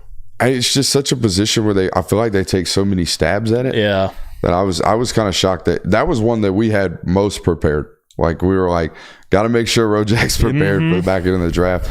And there was not rumblings, but you kind of felt from the evaluation side of things that the running backs might go undrafted. We all kind of felt like we'd heard just because of positional value. Yeah, it wasn't necessarily a surprise there, but to see Rojak go undrafted was a little bit shocking to me.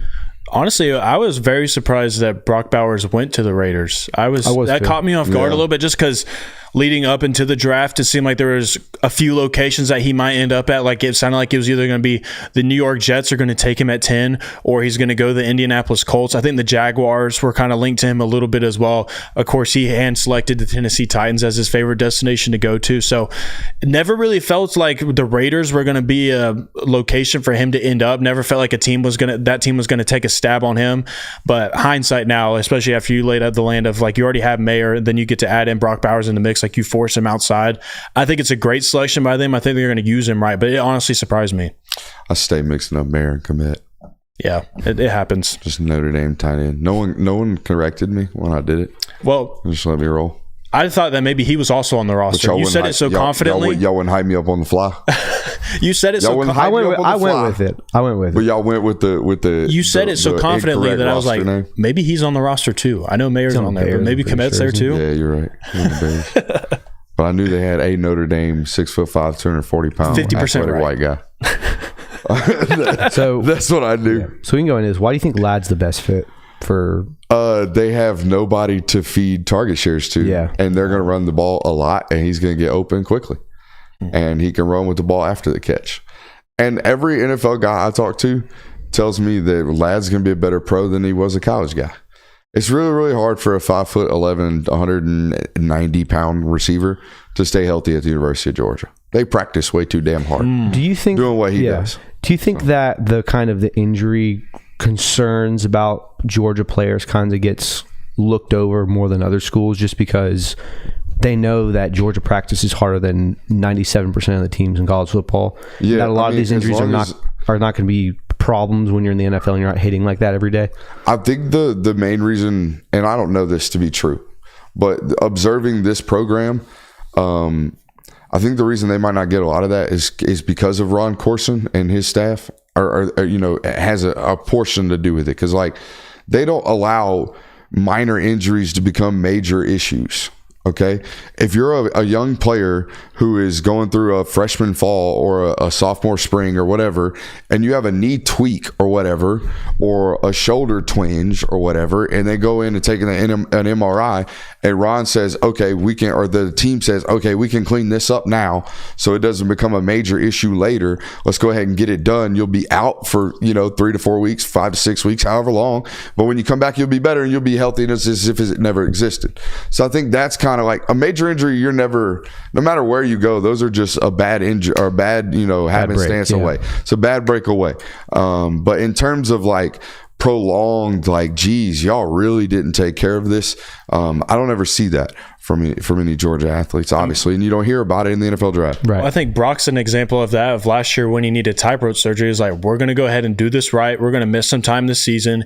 We're going to get healed up. And not only are we going to be ready to play, but this isn't something that's going to continue to be an issue for us. And it's not going to be something that leads into the NFL draft and potentially hurts our stock. Like, we're going to fix this now for both the better of our season and then also for the betterment of our future.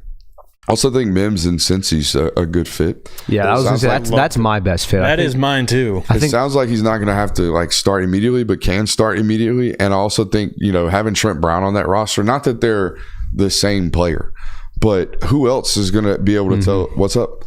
I thought are you thinking of Orlando Brown? Orlando Brown. Brown. Big tall. That was my whole reason why I liked the Brown. fit. Yeah. Brown. I like the fit because I'm like, dude, Mims and Orlando Brown on the field at the same time. But the overall point, who else is going to figure out how to play a 6'8" in the league than the guy who's figured out how to play a 6'8" in the league? Mm-hmm. You know, Orlando's another big, tall, long guy.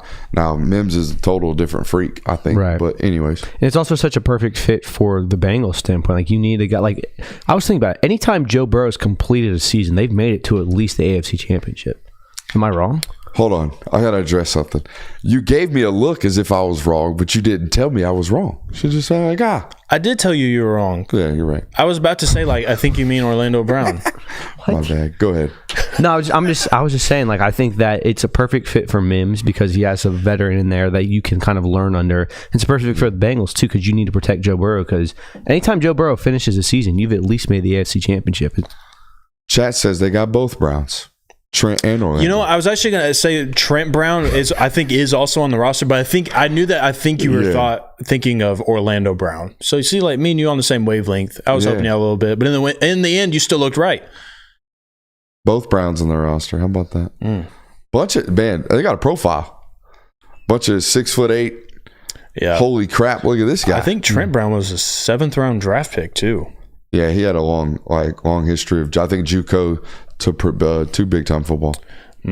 Yeah, I think it's a great fit because it assessed an immediate need for the Bengals, something they've been needing to do for a long time, and especially because, like, if you're the Bengals, you don't know how much longer you're going to have these wideouts. I mean, there's already discussion of potentially getting rid of T. Higgins, and luckily it looks like you're going to keep him on the roster for the foreseeable future, at least for this next season. Mm-hmm. But having that set of wideouts, having Joe Burrow as your quarterback, and then having Orlando Brown at left tackle, and then Amarius Mims in the cupboard as well, along with Trent Brown, like, this is a good time to push it all in, and maybe Amarius is that last piece for you that can really push this thing forward to you, but still got to compete with the Kansas City Chiefs. All right, you added this one to the segment. You had player that was overrated or underrated in the draft. Yeah, I put this in here because I didn't expect Zion Logue to go in the 6th round. So do you think he was overrated?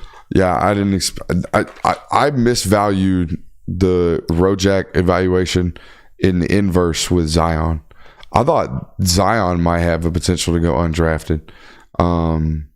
At where, Rojak went. But I guess, defensive tackle class was kind of down. I don't know. Terry Fontenot said that the whole reason why they drafted Zion is because they loved his size. They're like, he has tremendous size. He is huge. He is a big man. Yes, He has that going for him. And I think that it was the Falcons' last pick in the draft. They didn't have a 7th round pick, so I think it was just great guy's a 6th round pick, so I don't want to be like it's like crazy out of value. No. I think that. So I think I don't want the chat to freak out. To be honest, like leading up into the draft, the Falcons were one of the teams that were linked to Zion, that they were having meetings with him, and that they were a team that liked him. And there was even some discussions of teams GM saying that they felt that Zion was underused at Georgia. So I think that there's some NFL teams that feel like there's some untapped ceiling there, that there's still some potential for him to grow into something in the NFL, and that's the perfect mold for someone to be drafted in your last pick of the draft, 6th round. Like, I could see, but yeah, I'm with you. I didn't expect that one either. I didn't expect, again, to circle back, didn't expect Rojak to go undrafted either. Yeah, no, I was gonna say that's my most underrated player. I think Rojak's gonna be a pro for at least 6 or 7 years. I think Brock, Ladd, and all those guys kind of went where they expected. I think some people were kind of shocked by Cedric falling to the 5th. But, it's a position where they really only draft like 5 or 6 of those guys every year. And Cedric was in a situation where I think a lot of NFL teams thought he could only play center because that's all that they really saw on tape. So that's a really, really tough evaluation. And then at that point where they're trying to take stabs at all these other needs that they really have, of course they need a center where it's like, we'll get to it. We have all these other things to address. And I think that's part of the reason why he slid. Also, we kind of hit on the arm length leading up to the draft, about how that was going to kind of be a red flag, if you will, or a yellow flag, if you will, kind of like, hey, watch out.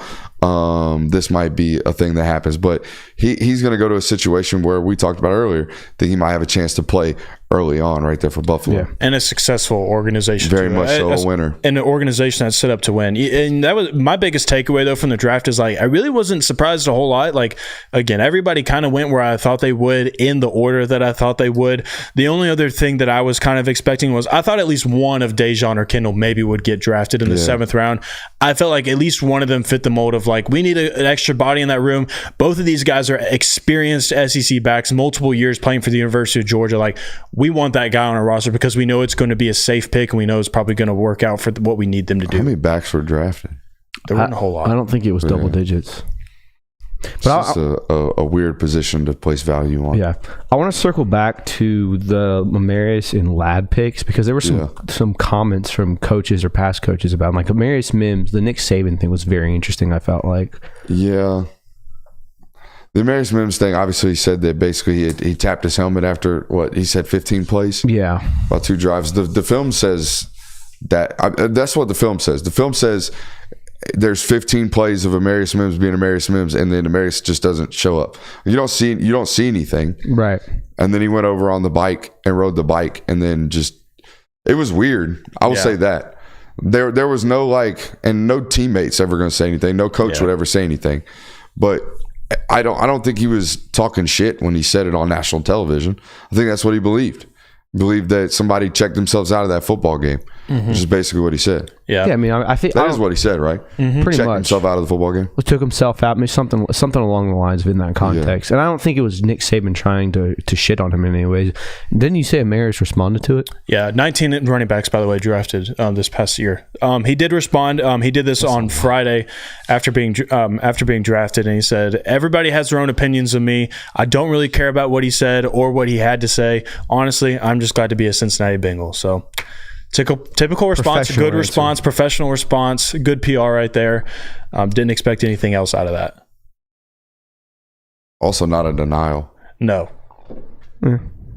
There's not a denial in that public. But you also I don't think you don't have to entertain that. No, that's what I'm saying. Yeah. You don't have to do anything. The other one I thought was weird was Harbaugh's comparison to McConkey. I'm so glad I did this. Because Harbaugh's comparison to McConkey was a little bit intriguing. It makes sense though. I was shocked that I hadn't heard it already. It's a very different comp for this person that I had, but because I just started going through GM and head coach interviews following draft picks and whatnot, seeing what they had to say, specifically searching for what coaches had to say about Georgia players, and I was like, surely something good had to be said about Ladd McConkey, and Harbaugh probably got a good quote or whatnot, and he had a tremendous quote. He was literally asked, "What made you guys draft Ladd McConkey? Like, what made you want him?" And he said, versatility. He can be an outside receiver. He can be a slot receiver. Love the speed, 4.38, but he plays to it. He plays 4.38. Once he got the ball in his hands, me and Joe were talking about it. He's very Brock Bowers-like, the way he gets yards after the catch. That sounds like a person who watched a lot of Georgia tape. Mm-hmm. Yeah. A lot of Georgia tape. Maybe a head coach that was thinking that he would probably have to play Georgia at the end of the year. Yeah. But elaborate to me how Ladd is Brock Bowers like to you in these yards after the catch. Because I feel like Brock was someone that was, one, he could run through, but he could also pull away from you. Ladd was more shifty than anything. Like Ladd was, this guy might break your ankles if you try to tackle. Ladd's sudden burst. Yes. Sudden burst, and he has tremendous long speed. But Ladd doesn't, I don't feel like Ladd ever I don't remember Ladd ever making anybody miss. I remember. He did. I mean, occasionally, but Ladd's biggest wow playmaker moments to me are you made 7 guys in a row take really bad angles on you because you had sudden speed that they could not adjust to immediately. The Florida State play is an example of this. His touchdown in the SEC, I think it was the SEC or National Championship game on a tunnel screen against Bama. Yeah, SEC. Same example of this. It's 7 guys taking bad angles because 84 put his cleats in the ground. He was immediate sudden burst, whereas Brock was if Mike Allstott ran a 4.5. Oh, that's terrifying. That's what it felt like in college. And it won't feel like that in pro ball, but watching defensive backs try to tackle him was impossible. And of course, I mean, both of them could pull away from you. That's why they're both test speed fast as well. For ssure. And GPS fast as well. But that's the difference to me. Is one was super sudden and everything. I texted somebody the other day and said he's like watching a Tasmanian devil at 5'11". Nothing Ladd ever did seem smooth to me, ever. It always seemed everywhere he went, feet in the ground, really, really fast. Whereas Bowers is a smooth mover everywhere he goes. Yeah, even when Brock is breaking tackles or doing anything violent, it doesn't really feel all that violent. That's a tremendous point. It's just Oh, he just ran the guy over. Didn't really look like he put much effort into that one. He Brock Bowers is just better. He's kind of slid off of him. I got into a discussion about Ladd with the Lumpkin County receiver. Oh yeah, I saw on the trail. Maybe we'll talk about it later. Don't you think it's funny though how more draft talk though? What's that? Don't we have more draft? Yeah, I was asking. Don't you think it's funny how this, and all things considered in recent UGA history, is considered a quote down year as far as the NFL draft goes? Because you had 15 in 2022. You had 13, 11 last year. And now it's done. This is the least amount of players you've had drafted since the 2020 draft. It was 15, 12, and 8. 15, 10. 15, 10. It was 10 last year? 10 last year. Yeah, it was 10 last year. So it's 15, 10, and 8. So it's just funny to me to look at this number and be like, oh, by all things considered, it wasn't an up year for Georgia, but it's still one of the. I think they were third most players drafted this year, behind Bama and Michigan. Yep. So I think that's just something. It's a testament to Kirby Smart's ability to not only recruit but to develop as well. Ain't no doubt. It's just as to have a down or again a quote unquote down year like this and have 8 players drafted is great, but it's also it's not one of these things where it's they're slowly trickling down, they're on this downward trend of oh, you had 15, now you had 10, now you had 8. Is it going to be 5 next year?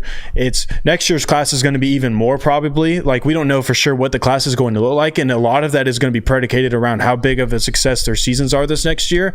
But you don't want my 2025 UGA mock right now? Do it on live right now. All right. Oh, you want that shit on live? On live? Let's hear it. On live, bro. All right, here we go. Ra Thomas, NFL player. He'll get drafted. Okay. So there's one. Dylan Bell, high second round pick. Maybe first rounder. Okay, so there's 2.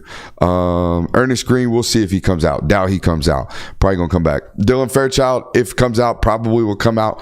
NFL football players. Is that 4? Yep. Keep them count over there, boys. Jared Wilson probably coming back for another year after this, I would imagine. Tate Ratledge, see you. That's 5. Xavier Truss would have been 1 this year. That's 6. Oscar Delp, if he out, see you. That's 7. 7. Okay. Trevor Etienne, NFL football player. That's 8. Tyrion Ingram Dawkins is going to put NFL shit on tape this year. Okay. Probably going to come out to, maybe got another year, so maybe not. Let's hold him back because first year starting. Gotcha. Let's be reserved here. Nazir Stackhouse, NFL football player. What's that? That's 9. That's 9. Okay. We got Warren Brinson, see you. NFL football player. That's 10. Michael Williams, first round draft pick. There's 11. Okay. How about Smile Mondon? Yep. Would have been 1 this year. I think more than NIL, people will say NIL. I think more than that, the foot injury and the timing of it, knowing you're going to need surgery, knowing you're going to miss the whole pre-draft process. He would have hurt his stock, I think. Definitely would. Why not just take the NIL money, come back for college? So Smile Mondon, definitely 1 next year. CJ Allen, unfortunately for SEC opponents, he got a whole nother year of college football coming up for yo ass. Julian Humphrey, probably not going. Malachi Starks, what's that, 13? You're at 13. Okay, he first round draft pick. We'll see you. Dan Jackson, I know what y'all thinking. Dan Jackson go run 4.38 if he goes to Indy. Okay, Dan Jackson go roll in the pre-draft process no matter what. And by the way, I think the NFL likes Dan Jackson. Okay, because if they draft him in the 6th round, worst case scenario, we got a missile on special teams. Okay. We'll put Dan Jackson as a maybe, but I think Dan Jackson got a shot. We'll keep it at 13. We'll keep it at 13. Dalen Everett, we'll see. We'll see if he comes out. He's definitely draftable. If he comes out this year, 3rd to 5th. Okay, maybe stay for a year and be a first rounder. Who knows? Jonel Aguero gonna have to stick around. Oh, Brett Thorson, he might get drafted. Okay. Iowa punter got drafted. Dead ass. Brett Thorson will be the first punter drafted. Dead ass. You might go 14. We'll call it 14. We'll call it 14. Did you name Carson? Carson, 15. They could break it. Nah. They're not going to go 16. You didn't mention Daniel Harris, I don't think. Seasoning. Come on, man. Come on. Stay for 2. You earned it. Stay for 2. If you earn a job, stick for 2. They could go 6. Like you said, if Dan Jackson goes, who else was that you said stays back? Dalen Everett? Yeah. You could have 16 guys drafted next year. Could. It's a lot. If Micah Morris just for some reason says I'm done playing college football, he would be drafted. Yeah, he would be drafted. But, he's eligible. He probably won't go. So there's that. Oh, Ben Urasek. Didn't even count him. Oh, yeah. That's draftable. Ben Hameen. People love him. Ben Hameen Urasek. Damn it. Come on, we're going to call him Ben Hameen Urasek from now on. Okay? So you could so it could be 16. There's a world where there's 17. We need Kirby Smart talking that shit in preseason on the microphone like Jim Harbaugh was. I think that's one thing that does go underrated about Harbaugh. Harbaugh basically called his shot all year last year. Harbaugh talked his shit in front of a microphone all year last year. You also leave out Dominic Lovett and Colby Young. Oh yeah. And so I mean, Chaz Chambliss, dude, it's a squad. They're going to break the draft. I'm calling it right now. They're breaking the draft next year. It's going to be the draft next year is going to be watching just nothing but Georgia and Ohio State's rosters. They're first round. Wouldn't that be something? The whole draft. Jeez, that's crazy. Do you think Carson goes number one? Because there's mock drafts putting him at number one now. Yeah, I think he's got. I don't think anybody knows what's happening next year because. One take is James Pierce from Tennessee is going to be number one overall. Could see it. It all just depends on who's at the top, first of all. Absolutely. And again, I can't remember who they had projected the number one overall pick. Oh, Carolina. Carolina's projected for in the PFF mock draft as the number one overall pick. The one I saw has New York going. Okay. So New York definitely could see them taking a stab at Carson Beck in the first round. But if it's someone like Carolina, they still feel comfortable going with Bryce Young another year. They're not going to be needing a quarterback. So I could absolutely see them let's get a difference maker on defense. Let's get a James Pierce or someone like that, the number one overall pick. But then there's also some people that think Shedeur is going to be the best quarterback available at the start of the draft. So no one really knows. I think I haven't seen Shedeur throw in person, but I think if you watch if you made the NFL community watch the tape of all three of those guys currently, let's just what we have available. Watch Quinn, watch Carson, watch Shedeur. Now let's go put them all on a field and have them throw together. I think the NFL would be pretty infatuated with Carson. Yeah. For those who have it's pretty wild watching him throw. But just in terms of the accuracy and all that good stuff, the tape's the tape. I was thinking about this at my house today, and you tell me what you think about this. Carson Beck. You were thinking at the crib, huh? I was thinking at the crib. Man said I was pondering at the spot. So, why is that funny? I don't know. But no, Carson Beck's career trajectory could very well be like Matthew Stafford's to a T. You don't start. You have that 1 year where you're kind of intermittently playing. Then you start 1 year, come back for your second year, the number one draft pick for Georgia. And it's like you're kind of known as a guy who has the cannon of an arm, not super athletic, but can get the job done in certain areas. But just as a redshirt junior, redshirt senior. Right. Yeah. Instead of a redshirt freshman, redshirt sophomore. Correct. I mean, his I got you. Yeah. I totally forgot. Are you telling me right now that Matthew Stafford sat for a year? Is that what I just heard? He sat for half a year. This is complete news to me. I'm pretty sure. That's news to me. Did he? I don't think he started first. No, I'm not saying you're wrong. This is just how ignorant I am to some of the existence of Georgia football. I want to say Joe Tereshinski started the 2006. No, you're wrong. He played 13 games every single year. Okay. So he started in 2006. Yeah. I was like 4 years. I was 4 years old. So. There you go. I was over here looking at chat, and that kind of buzzed over the top of me. I'm like, hold on, wait. Matt Stafford didn't start all 3 years? What you mean? That's crazy. No, I remember Aaron sitting for a year. Mm-hmm. Aaron started as a freshman. I think he's a redshirt freshman. Redshirt freshman. Yeah, okay, yes. They both sat around, him and Matt sat around for a year. Yes. What year did Joe Tereshinski start then? I don't know, but Shockley was 2005. The years of Joe Cox and Joe T make our conversation about your temperament towards the Florida fan base even funnier. Sorry. That was funny. But yeah. Anyways. It's almost gotten to this point where I feel like regardless of even if Carson, I don't know. I want to word this correctly to where it doesn't sound like I'm just saying it doesn't even matter at all. But Carson Beck going number one overall for Georgia, does it really matter all that much as from a program standpoint? From this is what we have in our list of accolades now. We're moving forward with it and the recruiting. I don't know because I don't know. I think the only box left to check is a Heisman. That's the one to check. To be damned with the number one overall pick. No, it's all positional value, all that matters. But the Heisman's cool. Y'all haven't won a Heisman. I think Heisman probably more valuable than number one overall pick. But number one overall pick would do wonders for I mean, and if the quarterback wins it, odds are you're going to be the number 1 overall pick anyway. So yeah. Watching a quarterback Heisman season would be something to behold. Well, I think too, like it's gotten to the point now where it's like Carson Beck going number 1 overall. It's like people probably like outsiders look at that and it's like, well, that's expected. Like Georgia pumping out more first rounders, pumping out more NFL talent. Like that's what they should be doing. But like you go and win a Heisman, it's like, whoa. Georgia did what on offense this year? Carson Beck put up what kind of numbers, or whoever it is? I think that's really notable. And I feel like it's just kind of gotten to that point with a lot of positions. Like this can be thrown in with the Ladd discussion as well. Of like, yeah, you had Ladd McConkey go in the second round, but who cares? I think Georgia has 2 more accolades they need to get to be like a foolproof team that you can't make a legitimate argument against. And it's have a quarterback that wins a Heisman or goes number 1 overall, have a receiver that has 1,000 yards and select in the first round.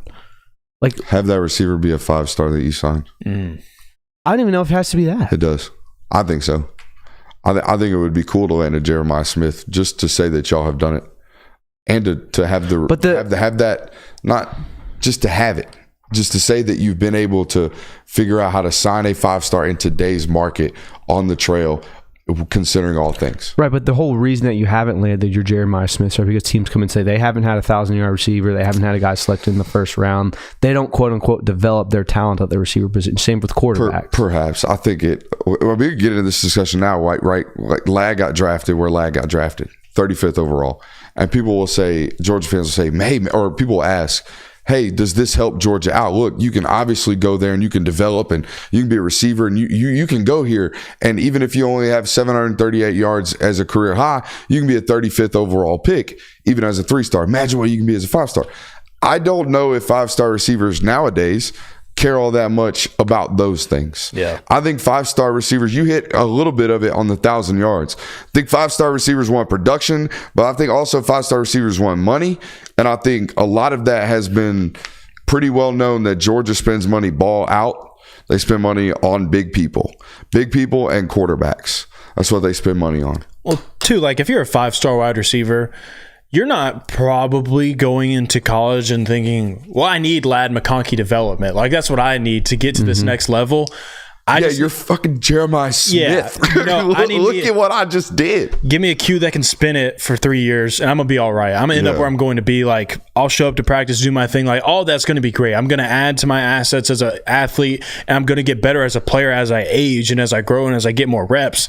But the whole developmental story, like, that's not what I need. I just need a 3-year place to go and get to the league. Yeah, give me 100 targets and a rack. Yeah, I guess I guess the more logic where I'm coming from is that the main arguments and the only real ones that have any ground against Georgia football program right now is that they haven't developed quarterback talent and they haven't developed wide receiver talent. And that's simply because you have casual fans that look at the board and go, oh. It's weird-ass narrative. Yeah, that's what it is. Like the receiver stuff I get, the quarterback stuff I do not. Because Stetson Bennett was there are still people out there that don't think Stetson Bennett was a good quarterback. They think he got carried by the generational defense and a really good team. Those people must think Sean McVay is a real stupid human. Well, look, that's not like I'm just giving you the general public's narrative. Yeah. If you have Carson Beck number 1 overall, you can't say that about Kirby Smart anymore. If you have a receiver that goes in the first round, even if he is a transfer, even if Colby Young does it, you can't say anymore that, hey, Georgia can't make a 1,000-yard receiver or can't develop a quarterback. So I think those are really only 2 things you can say negatively about the Georgia program right now. I'm just mentally laughing at the idea that a person like Sean McVay, or is it Les Snead out there is their general manager, I believe. Yes. These 2 humans, right, who on a day-to-day basis, like 200 to 250 days out of the year, watch Matthew Stafford throw the football. And these are people who understand what arm talent looks like, right? That you would think that they would bring somebody in there who can't sling the pill. Like Stetson's got one on him. Always has. People just, I guess, it is what it is. 5'11", but, you know, it's weird that Bryce never got this. Mm-mm. And Bryce has a very unique life. Bryce got very unique life, but he went to a very big high school and played very high competitive football and was a well-known kid from a very young age in terms of a recruiting profile. Yeah, it's a very different story, but if you wipe the 2020 season from the existence of everyone's mind, Stetson Bennett is a generational talent, I think, and overcoming the odds guy. But there's people who watched him in 2020 when things weren't always great and kind of went like, oh, he sucks. And then when he came back in 2021, won the Natty and all those things, it's because he got carried. So that's going to be the narrative around that. And in turn, that's why people say, oh, Georgia doesn't develop quarterbacks. They just have talent that hides the quarterback position. Just had a random thought, as I typically do during the show. Going back to the overrated, underrated discussion, A.D. Mitchell falling all the way to the 50s was wild. Yeah, that was very weird. Also, the stuff from Chris Ballard afterwards, did you see it? Mm-hmm. The Colts general manager basically said the unnamed reports were bullshit. Yeah. And said sorry for my language, all that stuff. I don't know. I think a lot of that stuff was not. I mean, it was kind of not like well documented. I don't think it was enough to make him drop 30 points or 30 spots or whatever it was. I think he's a first round talent, but was injury? Do you think injury history played anything into that? No, I think people were saying he was very aloof during interviews, which it was a consensus around the league. The guy apparently just did not seem interested in the combine process. Mm-hmm. Apparently, he walked around Indy with a very different attitude, and it rubbed teams the wrong way. So, you meet with a lot of teams, yeah, and a lot of teams talk. So, like the I don't know. So there you go. Yeah, I did think that was interesting. Kind of going back to our conversation, I did just think of this. I will say, one position where it seems like you've pumped out the talent into the NFL for years upon years now since Kirby Smart arrived. And a lot of this has to do with the fact that you do have Kirby Smart as your head coach, and then you do have guys like Will Muschamp attached to your roster and other defensive back coach that you've floated in and out. But you've pumped in a lot of defensive backs, and you've continued to recruit them at a high rate. I think it's been 11 now over the last 4 years. I think that's a title to like hang your hat on to and continue to claim that, because the way that they've recruited the defensive back position has only gotten better, I would say, over the years. Like, you've continued to get these 5-star talents, getting someone like Ellis Robinson. I think that's only increased, and I think a lot of that has to do with that you do get these guys to the league and you continue to put them in great positions. And like, you find ways to get Darian Kendrick, who was a 5-star coming out of high school, but you get him from Clemson, and he was his 5th round pick.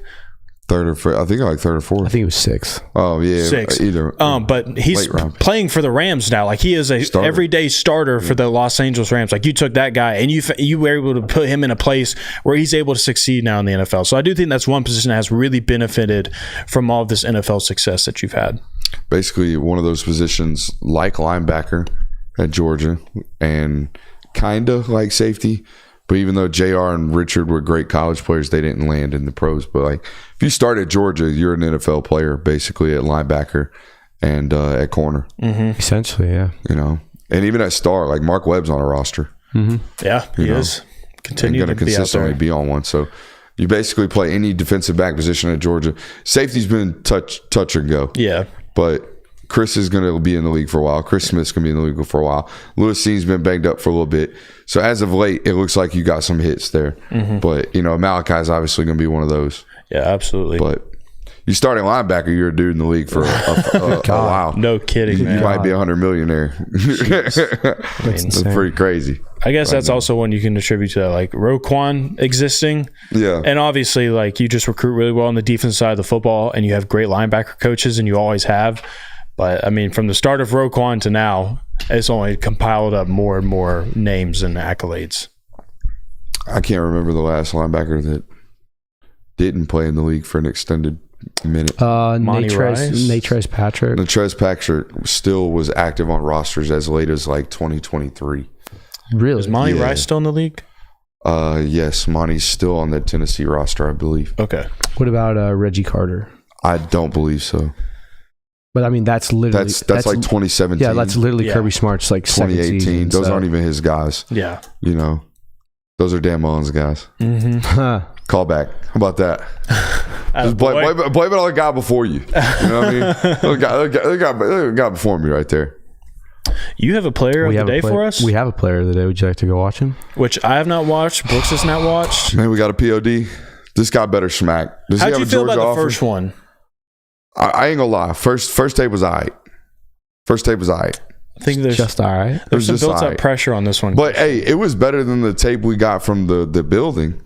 The defensive back tape we watched the other day, that was real all right. Mm-hmm. So let's go figure this out. All right. This is a Raven Gap defensive tackle? Yeah, but he's listed now as he plays for Bishop Gorman, so he might have transferred. Oh, yeah, he definitely. But the film looks like Raven Gap. Hey, what's his name? James Carrington. Where he from? Because if you go to Raven Gap, you're probably not from America. Is he from America originally? You got that kind of backup on me? I didn't do that extensive. Raven Gap stays with they're like Team Euro. They're like NFL Europe, but like a high school transplant here in the Northeast, mountains up there. I've seen them play against David Sanders, but this would have been. Is this kid a rising senior? Yeah, 2026. Oh, so he's a rising junior. Rising junior. He got a Georgia. He has a Georgia offer. Let's take a look at it. He has 21 total offers, which include Georgia, Florida, USC, South Carolina, Florida State, and Bama. So, yeah, we kind of stacked in the draft, didn't we? Yeah. I still got my. All right, I'll give you some more rundown. My day shoes on. He is 6'3", 275, plays defensive tackle. His 40 time according to Huddle is 4'8". So you're big end. Yeah. That's what he is. He's a Georgia D end. Okay, think Tyrion Ingram Dawkins, folks at home. Okay, that's the body type. Is what we're thinking about here. Just eye scouting. I'm gonna say he's there before we get any type of circle. There we go. Oh my. Oh, you probably won today, didn't you? You probably won today, didn't you, might have. Bitch? We'll see. You did, didn't you? I see Twitch off rip. Totally My redeemed Lord. yourself. You totally redeemed yourself. Oh, yeah, buddy got him. Oh, he wearing 19 too? Is he wearing 19? I don't know. That's a goofy number for a big boy to be wearing. He's wearing 10 or something. He's wearing a less than 20. Looks like 18. 18? Oh, I might have to go up to the mountains and watch one of these. Oh, yeah, Kirby. Oh, yeah, Kirby. Let's go. I see you, big dog. Trey Scott, where you at? This kid, he out of Nevada now. Oh, man, he's a Trojan. You think so? I mean, I just profiling it, Bishop Gorman out there in Vegas, close to it. This kid gonna get sold some Aaron Donald shit right here. You know what I mean? Aaron Donald's defensive line coach gonna sit there and watch tape all day with this kid. According to 247, Bama's got the Look at man. This dude's brutal, man. That QB's got CTE. Do you see him laying on the ground still? According to 247, Bama's the hottest on him right now. Okay. I mean, this is great tape here, Curb. This is really good stuff. And it's so hard. Oh, he swatted that ball out. Where'd the cameraman go right there? Yeah. The thing about 2026, still way early. Yeah. We're still, Georgia's still trying to make a run at 2025 guys. Mm-hmm. I wonder, and this would be a discussion. That's why sometimes I wish we could phone in and leave the person completely unnamed and maybe distort their voice and have him be a consistent person that we go to and be like, hey, source, is y'all's calendar when you taking these guys directly impacted by NIL now because you don't know what budget, you don't want to forecast too far out, that kind of shit? See what I'm saying? That's a good question. 2025's budget is really, really tight. It's really, really hard to figure out how much money you're going to have available come December, how much money projecting it to be able to pay those guys for 3 years.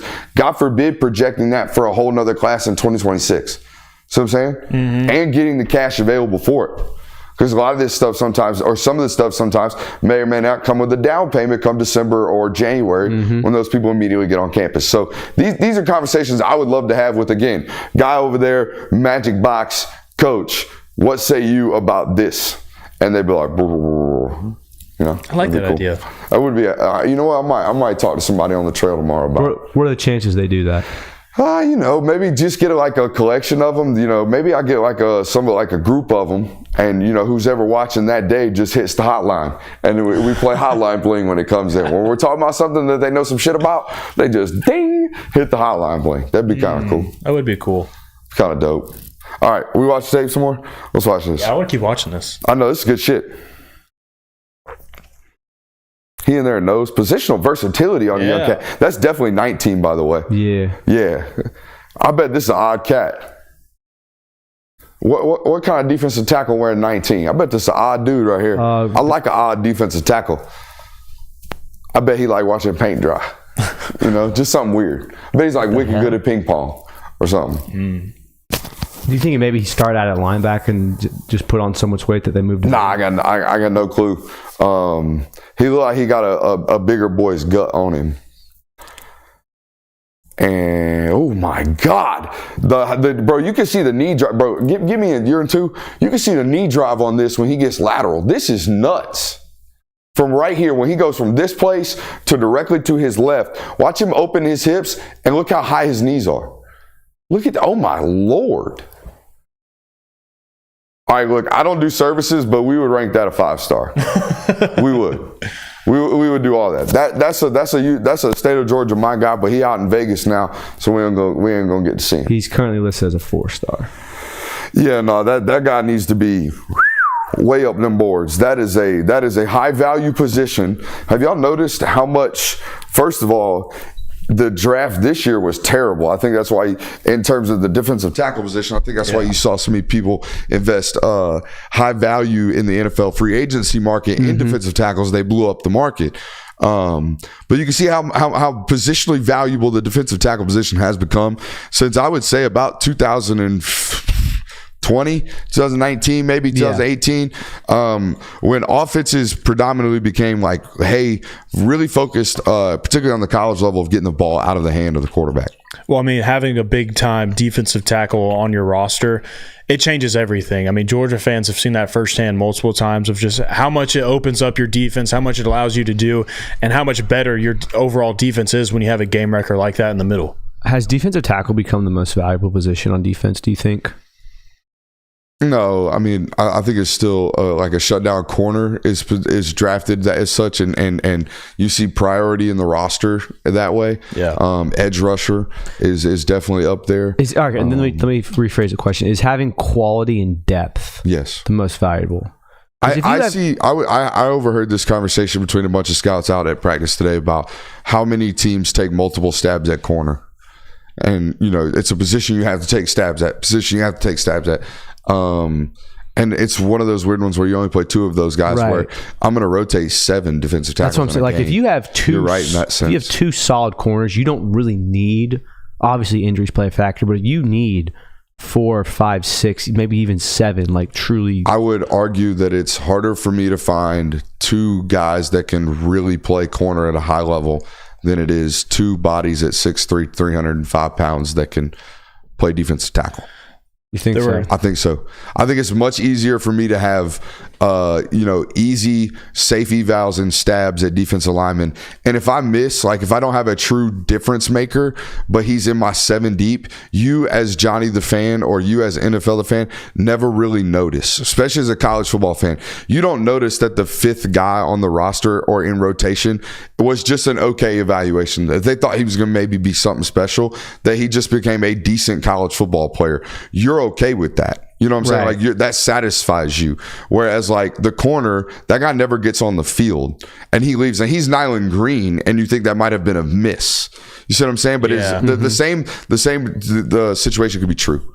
But the guy who is a slight miss on the evaluation at defensive tackle is actually in the rotation. Is what I'm trying to say. 36. That's just because the demand of depth is because of the demand of depth. We're playing so many different bodies at that position, where at corner we are not.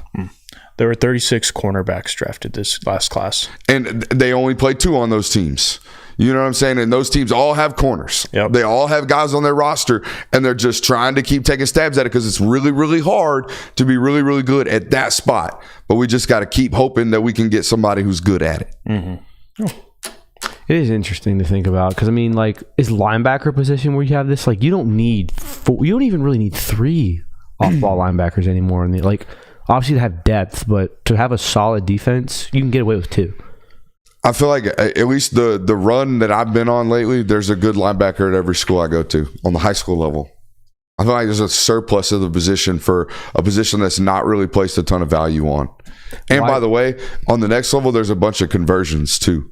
Right? There's a bunch of guys who came into college at 6'2", 205, ate their way to 230, and now, or lifted and ate their way to 230, and now they're playing Mike, or now they're playing Will. There's a bunch of those too. More of those playing in the league now than ever before. Yeah, like a Tay Crowder. Well, even Leighton Vander Esch was a 7-man football safety and running back. Yeah. That's not obviously an Idaho situation. Yeah. Speaking of, who you got tomorrow? Where are you going?